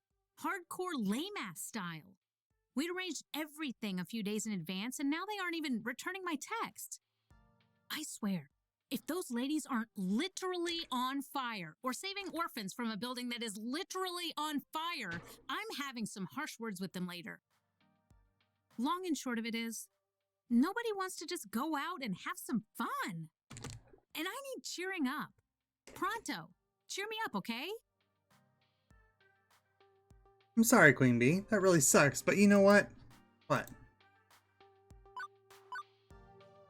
Replace your friends with fictional characters? No one should ever deny Queen Bee what she wants. Do they not understand how amazing she is? You don't deserve this. Fuck that. They know what. They don't deserve you. Wow, you're cute when you're petty and vindictive, kid. Yeah. But hey, you're right. They don't want to hit the town with me and have a good time. I'd rather do that with you anyway. I mean, do they not know who you are? You're the Queen Bee. They should be honored that you even chose to grace them with your presence. If only it was that easy. My non-gamer friends don't feel the same way as the rest of the FOD scene. Non-gamer friends? Does not compute. Right? It's so hard to find people these days that don't play games. But let me tell you, they do exist. Case in point, my two best lady friends. We've been friends since we were tiny babies. Our mothers are all friends, so when we were born, we all became friends by proxy. I grew up with both these ladies. We've shared so much together over the years. We still go all go on mother-daughter outings occasionally. It's complicated. But compared to them, I've always been the weird one, the loser, if you will. Both of them have successful career paths. One's a teacher, the other's a psychologist. Heck, they've had kids already. Ugh. What do I have to show? I play arcade games for a living. I bet they think I'm wasting my time and energy. That's probably why these friends ditched me tonight. So unaccomplished. Hey, that's not being fair to yourself, Queen Bee. You're one of the 4 heavenly kings now. Did you forget? That's like the most accomplished thing I can think of. Except if you made Fist of Discomfort itself, then just maybe you'd be more accomplished. You know how to make a woman feel special. Anyway, I'm done being sad about this. I refuse to let a little trifle like this get me down any further. So let's go out and have a f***ing great time. Hey, thanks for the follow. Hello.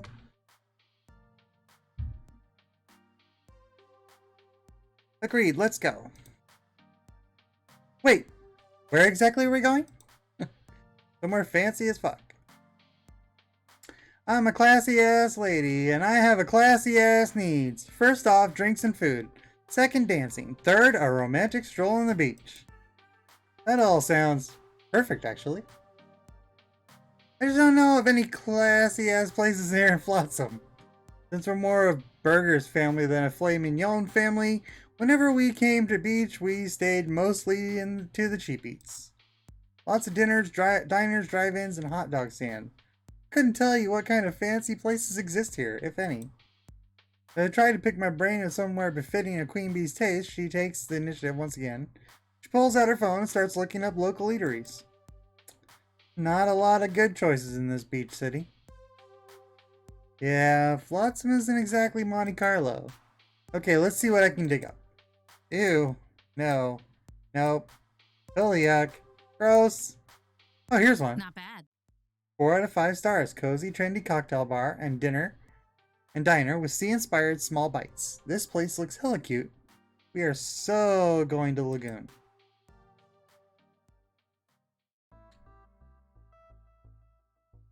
Next thing I know, we're there. No idea this place even existed, but apparently it's hit with locals and tourists alike. Exactly how they describe themselves. Tables are illuminated by dimly lit candles, really making it intimate and adding to the cozy atmosphere. This is almost too trendy for my tastes. Really haven't been to anywhere this hip. In fact, I'm pretty sure the swankiest place I've eaten is the whole story. Even the way everyone is dressed in here, so fashion forward, retro's 50s style without being hipster.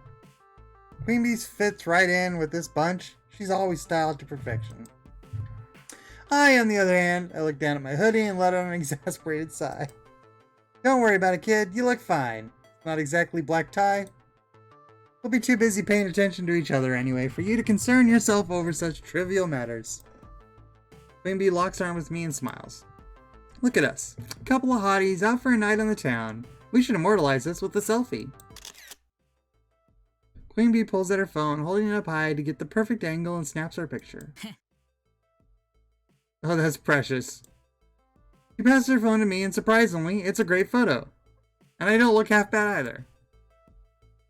You cool if I post this on my social media feed? The Beehive loves to know what I'm up to. That's what I call my followers. Cute name, huh?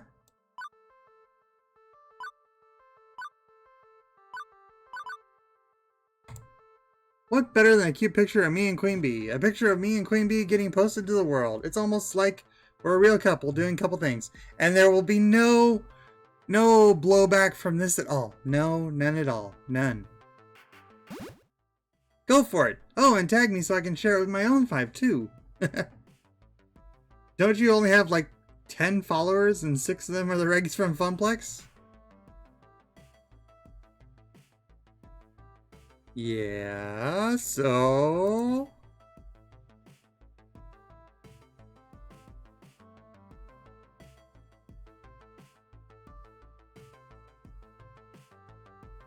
Yeah, but I really want to make sure Francine knows.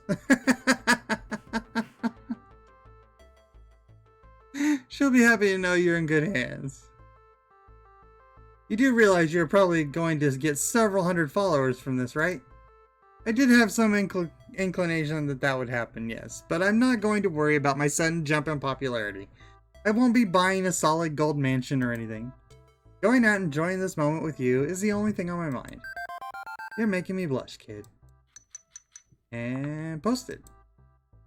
I'd already silenced my phone, so if I suddenly go viral, it won't interrupt us.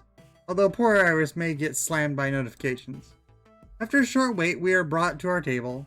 We sit down and menus are handed to us. I'm impressed that even the menus are super hip, down to the sophisticated font choice. Note to self, tell Juniper about the Lagoon's menus. So, what cocktail are you going to order? All of them sound divine, and I'm having a hard time choosing. When I skim the menu looking at the alcoholic choices, funnily enough, they are all named after boats. There's the catamaran, a citrusy grapefruit tequila libation. The banana boat, a rum and banana syrup concoction. Getting close. The Bow Rider, a rosemary-infused vermouth beverage. The Caravel, a flowery, bubbly gin drink. Or the Lifeboat, a non-alcoholic coconut lavender lemonade. Tough choice indeed, but I think that the one will quench my thirst is... yeah, it's gotta be the rum and bananas.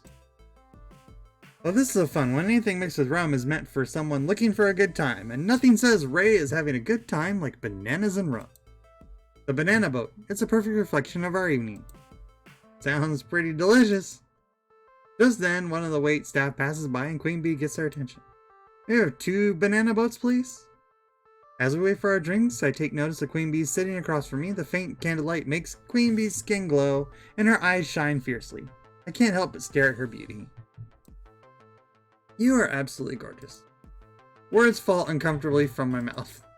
Are you sure you didn't have a drink already without me? Oh, I'm sorry, it's totally fine, Ray. You are quite attractive yourself. Honestly, I'm quite smitten with you. I'm in complete shock. Words can't form in my mouth. I feel dizzy, and my heart is pounding so hard I think I could just collapse at the second. This is what being in shock is like, right? Thankfully, our drinks are served to us, cutting a knife into my awkward silence. I quickly cup my hands around the glass and take a huge drink. Queen Bee laughs. Slow down there, Ray. I'd like to still talk to you before you get completely trashed. Takes me a second to realize, but Queen Bee stopped calling me kid. I've leveled up from kid to my actual name, huh? What have I done to deserve this upgrade? I figured since we're on a date, I really do respect you, and I owe that to you. Kid might slip out every now and again due to habit, but it's Ray for here on out. You've earned it. It's beautiful how Queen Bee speaks my name as if she's learning it for the first time. A fire sparks deep inside me and feel tingles across my skin. Feel important, proud, a cut above the rest of the fodder. However, there is still something I yearn to know about Queen Bee, and I've been curious since we first met.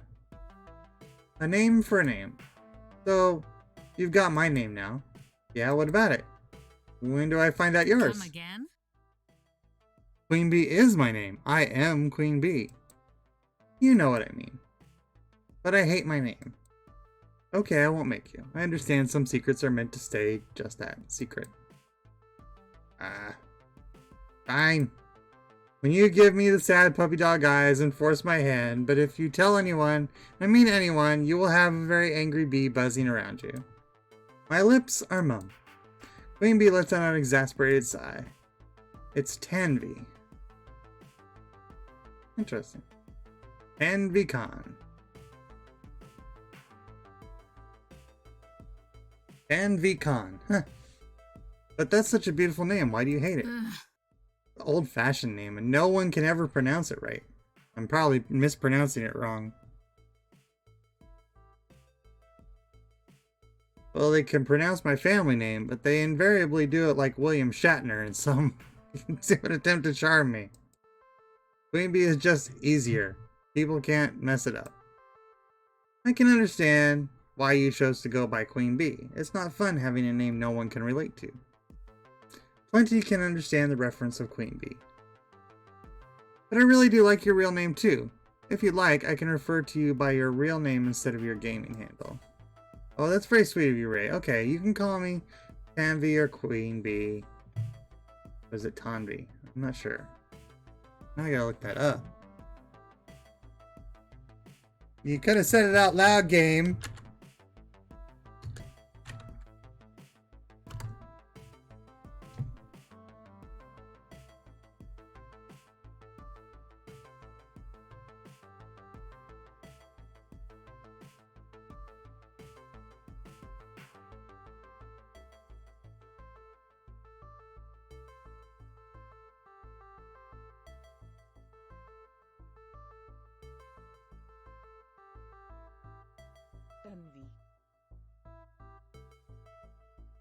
Tanvi.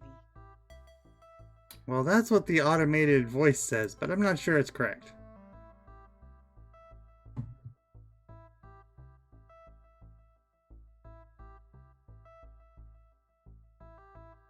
We love the new apartment. There is a bit of a clogging problem. Why you gotta be a loud, long ad?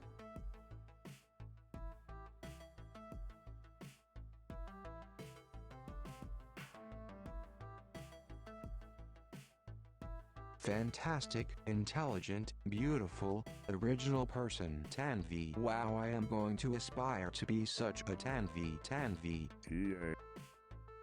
Tanvi is correct. Okay. And an appropriate name.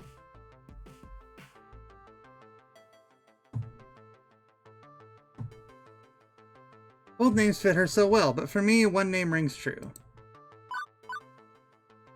Gonna be Tanvi, because that's a very fitting name. I want her to know I care about her as a whole person, not just an online persona. It's much more intimate to call someone by their real name. It'll be our secret we can share. Tanvi. From now on, I'll call you Tanvi. When you say it, I don't hate it as much, and it does feel nice to actually be called by your intended name. I like it. I like it a lot. Hey, thanks. Thank you for not making fun of my name. Never. I really adore you, Tanvi. And I wouldn't poke fun at something that you care a ton about. You're the best. But look at our drinks. We need a round or two. Tanvi is always quick to change the subject when things start to get too heavy. But still, I gaze down into my glass and it's, in fact, empty. Second round is indeed in order, and maybe some food to go with? Yeah. Let's take a look at the menu. Takes a second to scan it. We should start with a round of oysters. I love eating those gooey little mollusks. So freaking delicious. You do know they're an aphrodisiac, don't you? I knew she was going for that. I respond with my face turning deeply red and hiding it deep in the fold of the menu. Tanvi laughs wildly and continues reading the menu, ignoring my embarrassment. We ended up ordering several small plates and some of the fanciest dishes I could even imagine. Buttered scallops on a bed of mashed parsnips, crab dumplings, roasted Brussels sprouts with bacon shavings and lobster, ravioli and a cream butter sauce. My mouth never tasted an explosion of such decadence, and my stomach was filled to the brim with savory, succulent food. Conversation stuck mostly to the beach adventures of present and past, and before long the check came and went. It's official. I'm stuffed. Round 1 complete. Next up, we gotta dance off these calories. Dance club's right at the end of the boardwalk, a stone's throw away from the beach. How romantic. Right. I remember that being the main attraction for the night. Oh, I think you will hold that title by the end of the night. Nice. It's getting hotter here all of a sudden. Not sure how much more of this I can take. Tanvi is making very hard concentrate on anything but my intense feeling for her right now. She just smiles wickedly at me, knowing exactly what she's doing. I'm gladly a pawn in Tanvi's game. Okay, yeah, sure, you're right. Maybe we should go out dancing.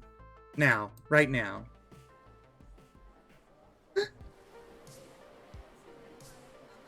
We called a taxi to get back to the boardwalk, and upon arrival, the dance hall is already bumping. People are standing around outside, roped off in a queue. Everyone is wearing their best dancing attire, high heels, form-fitting dresses, button-up shirts, and fancy slacks. Before we go in, I can already hear the oonts, oonts, oonts of the music. Not bad. I'm actually impressed the nightlife here in Flotsam isn't half bad. You chose a good little beach town, Ray. One of my favorite local DJs is playing here tonight, DJ Jazzy J. She's got the hottest beats back in the city. How lucky is it that she's followed us out here? Extremely lucky?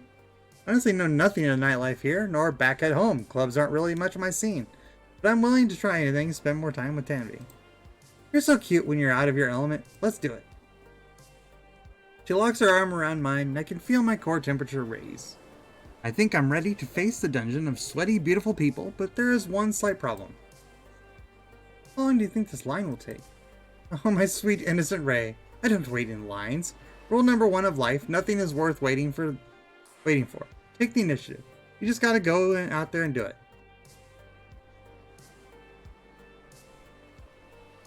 There's a line from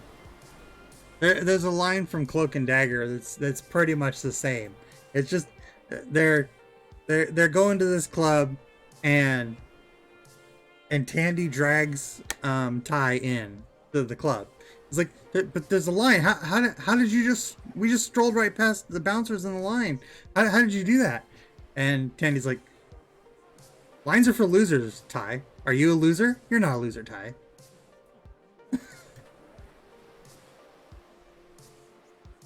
But we just can't cut the line. That's illegal. We'll be thrown in dance jail.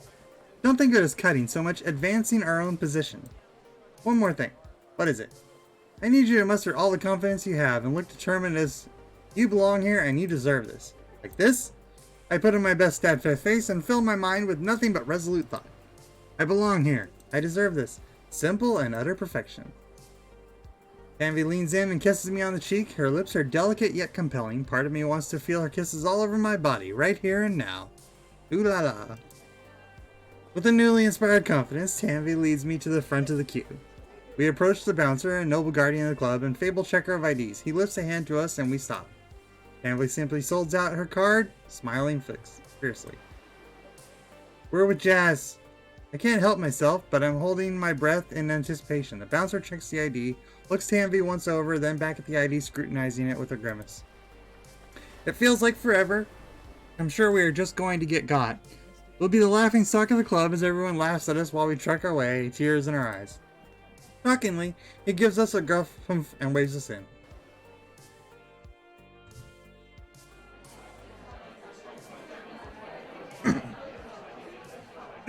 I wait until we are both a good distance inside before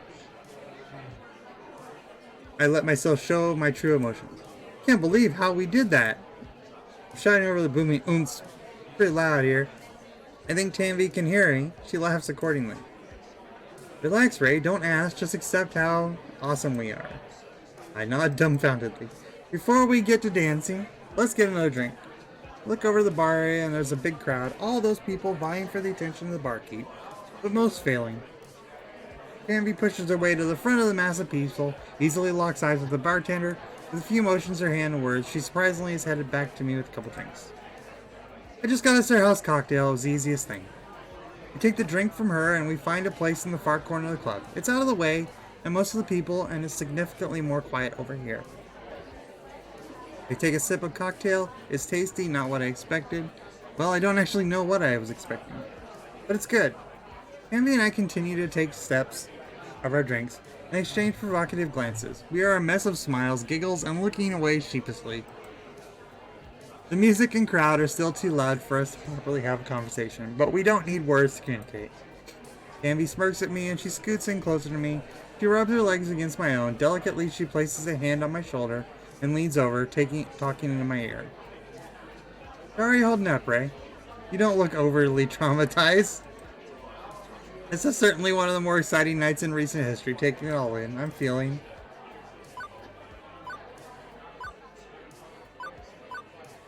Great, I'm ready to hit the dance floor. Not good? Yeah, let's go for it. This is fantastic. I'm loving the party atmosphere and but it's like whenever there's a weird choice that I'm not sure about, I just go for the gutsy one, because that's how we started the game, was the gutsy. This is fantastic. I'm loving the party atmosphere and digging the tunes. The liquor is hitting me just right, and I'm ready to strut myself stuff on the dance floor. I'm so ready to get my dance on. Would you like to join me? You know it. I'm waiting for the right song with the right beat to really go out all on the dance floor. As if on cue, Tanvi cooks her head, catching the beat she's been waiting for. She jumps out of her seat, grabs a hold of my wrist, and leads me deep into the dancing crowd.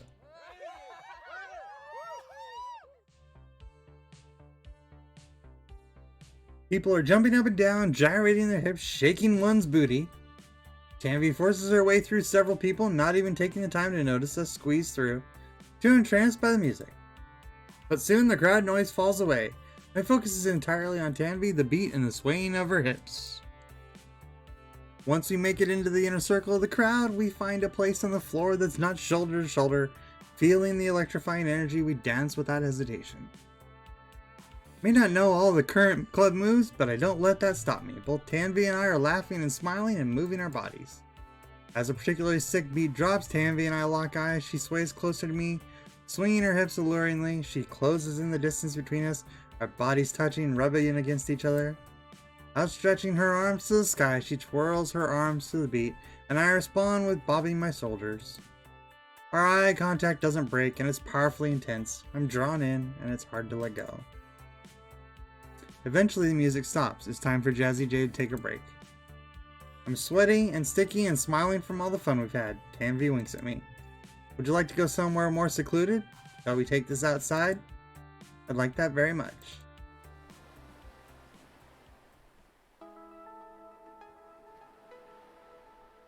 And it's a lovely beach painting.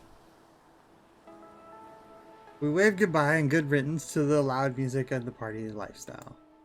What greets us is the serene sounds of the ocean.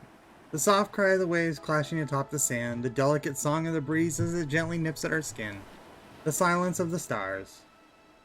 Tanvi clings to my arm and we walk among the shore. For several minutes we say nothing, step by step, just enjoying the quietness of each other. We walk off the tipsiness from the drinks, the bebop of the club, the ache in our muscles from the day. We disregard it all. In this moment, it's me and Tanvi. Wouldn't have it any other way. Tanvi leans gently into me and lays her head against my shoulder. Ray, ever since I've known you, you've treated me with respect. Of course I respect you, Tanvi. I mean, like, you treat me like an actual real person. So many people treat me as if I'm some celebrity and just try to woo me for their own pride. Others just blatantly troll me because I'm a woman. I just want to be treated, you know, well, like most people want to be treated. And you do, Ray, so thank you. Once again, I feel my heart quicken and my cheeks flush. The mood is perfect, and I just want to be even closer to Tanvi. I turn to face her, taking her hand in mine, our fingers intertwine, and I look into her eyes. You're the best, Tanvi. Tanvi blushes and looks away hesitantly. I mean it. You truly are a queen among the rest. She looks back at me with a wild look in her eyes and a smirk on her lips. I can read her body language, and it's contagious. No words are needed to convey our desire as we both dive in. Tanvi grabs my clothes and pulls me close. Finally our lips meet, pent-up passion from months of wanting and waiting. My arm glides down her back as I embrace her longingly, longing to feel her body up next to mine. Our kisses are a mix of delicate touches and forceful caresses. Our lips only parting to make intense eyes contact before delving right back in. Our carnality is fierce, nothing keeps us apart. I litter kisses along her collarbone as I squeeze her hips. She nips on my neck, her hand grasping desperately on my back. Each of us take turns leading the other in thirsty display of affection. My mind is a blur and all I can think of is the wonderful woman in front of me. It's heating up, but in a turn of events, Tanvi slows it down with a deliciously long kiss. Our lips linger until finally she parts from me, letting a heavy sigh from her mouth. Can I ask you something important? Of course. Can we just stay like this? What do you mean? Like stuck in this position forever?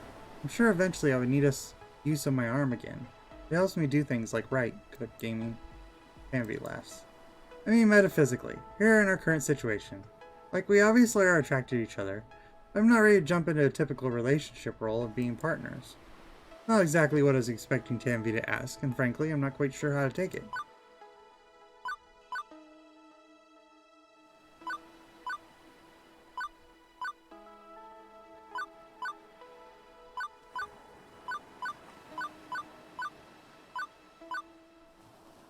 Sure, we can go that way.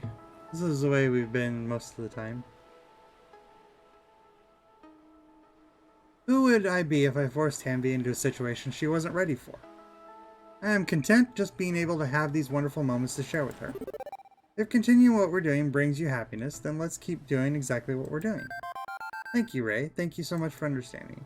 Not that I don't want to be together with you. I do. I cherish you and I love all the time we spend together. I'm just not ready for the label of being in a relationship or a partner. More than mindset, I'm going to take it one step at a time, enjoy our time together, and see how that blossoms. Ah, so it's more of a casual fling? No, not at all. I'm still dedicated to you, the only person I care for. I just want to take it slowly, have an open communication about what we are doing, and not put a label on it. We have a seat by the waves as I put my thoughts together.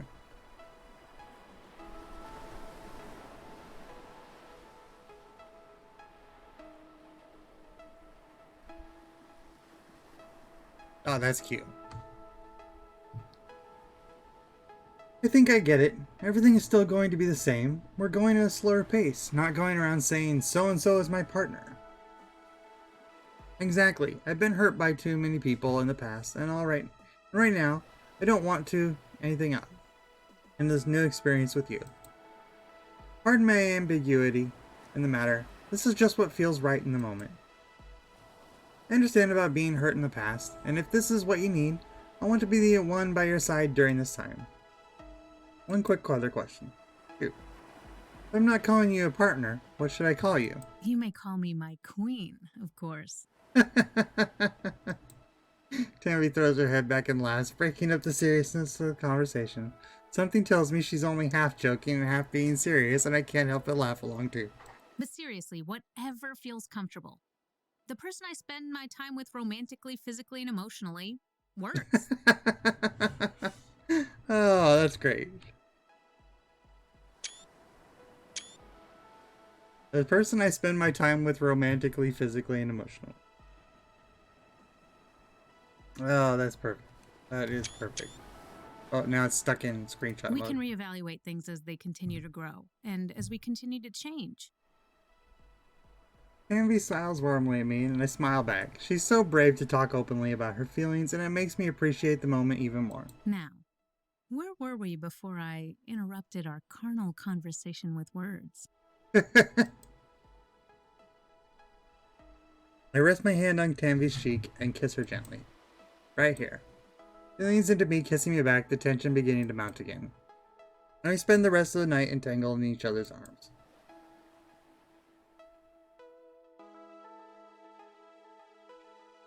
And that's how Queen Bee and I found each other.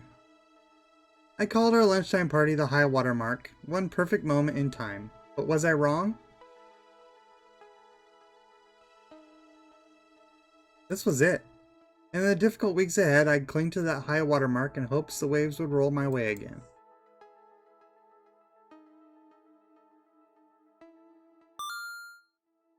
Level 5 of Arcade Spirits completed. So far, you've scored 18,100 points. You're winning friends and influencing people. Oh, and pizza fact time. 3 out of the top 10 weeks of pizza consumption occur in January. More pizza is consumed during the big game week than any other week of the year. You want to save your game before proceeding?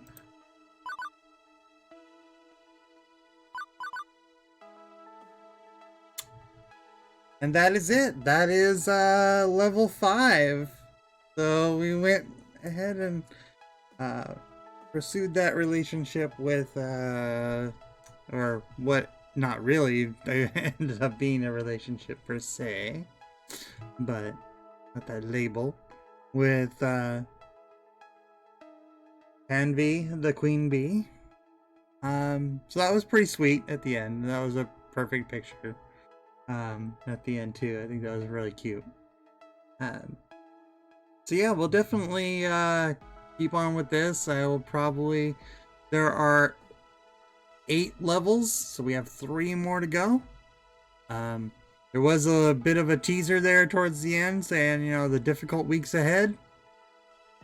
So I know from, you know, talking with or listening to the developers that that this isn't this is just part of it. The life still goes on even after you've it's not just a dating sim and then once you get to the coupling you're done. It's life goes on afterwards, and other things come at you. So this will be interesting to see how this plays out for the rest of the game. So like I say, I will probably play this again on Friday. And who knows what else from there. But this is where I'm at right now. It was really weird that 4 was so short. Every other one has been about 2 hours. So I'll probably do...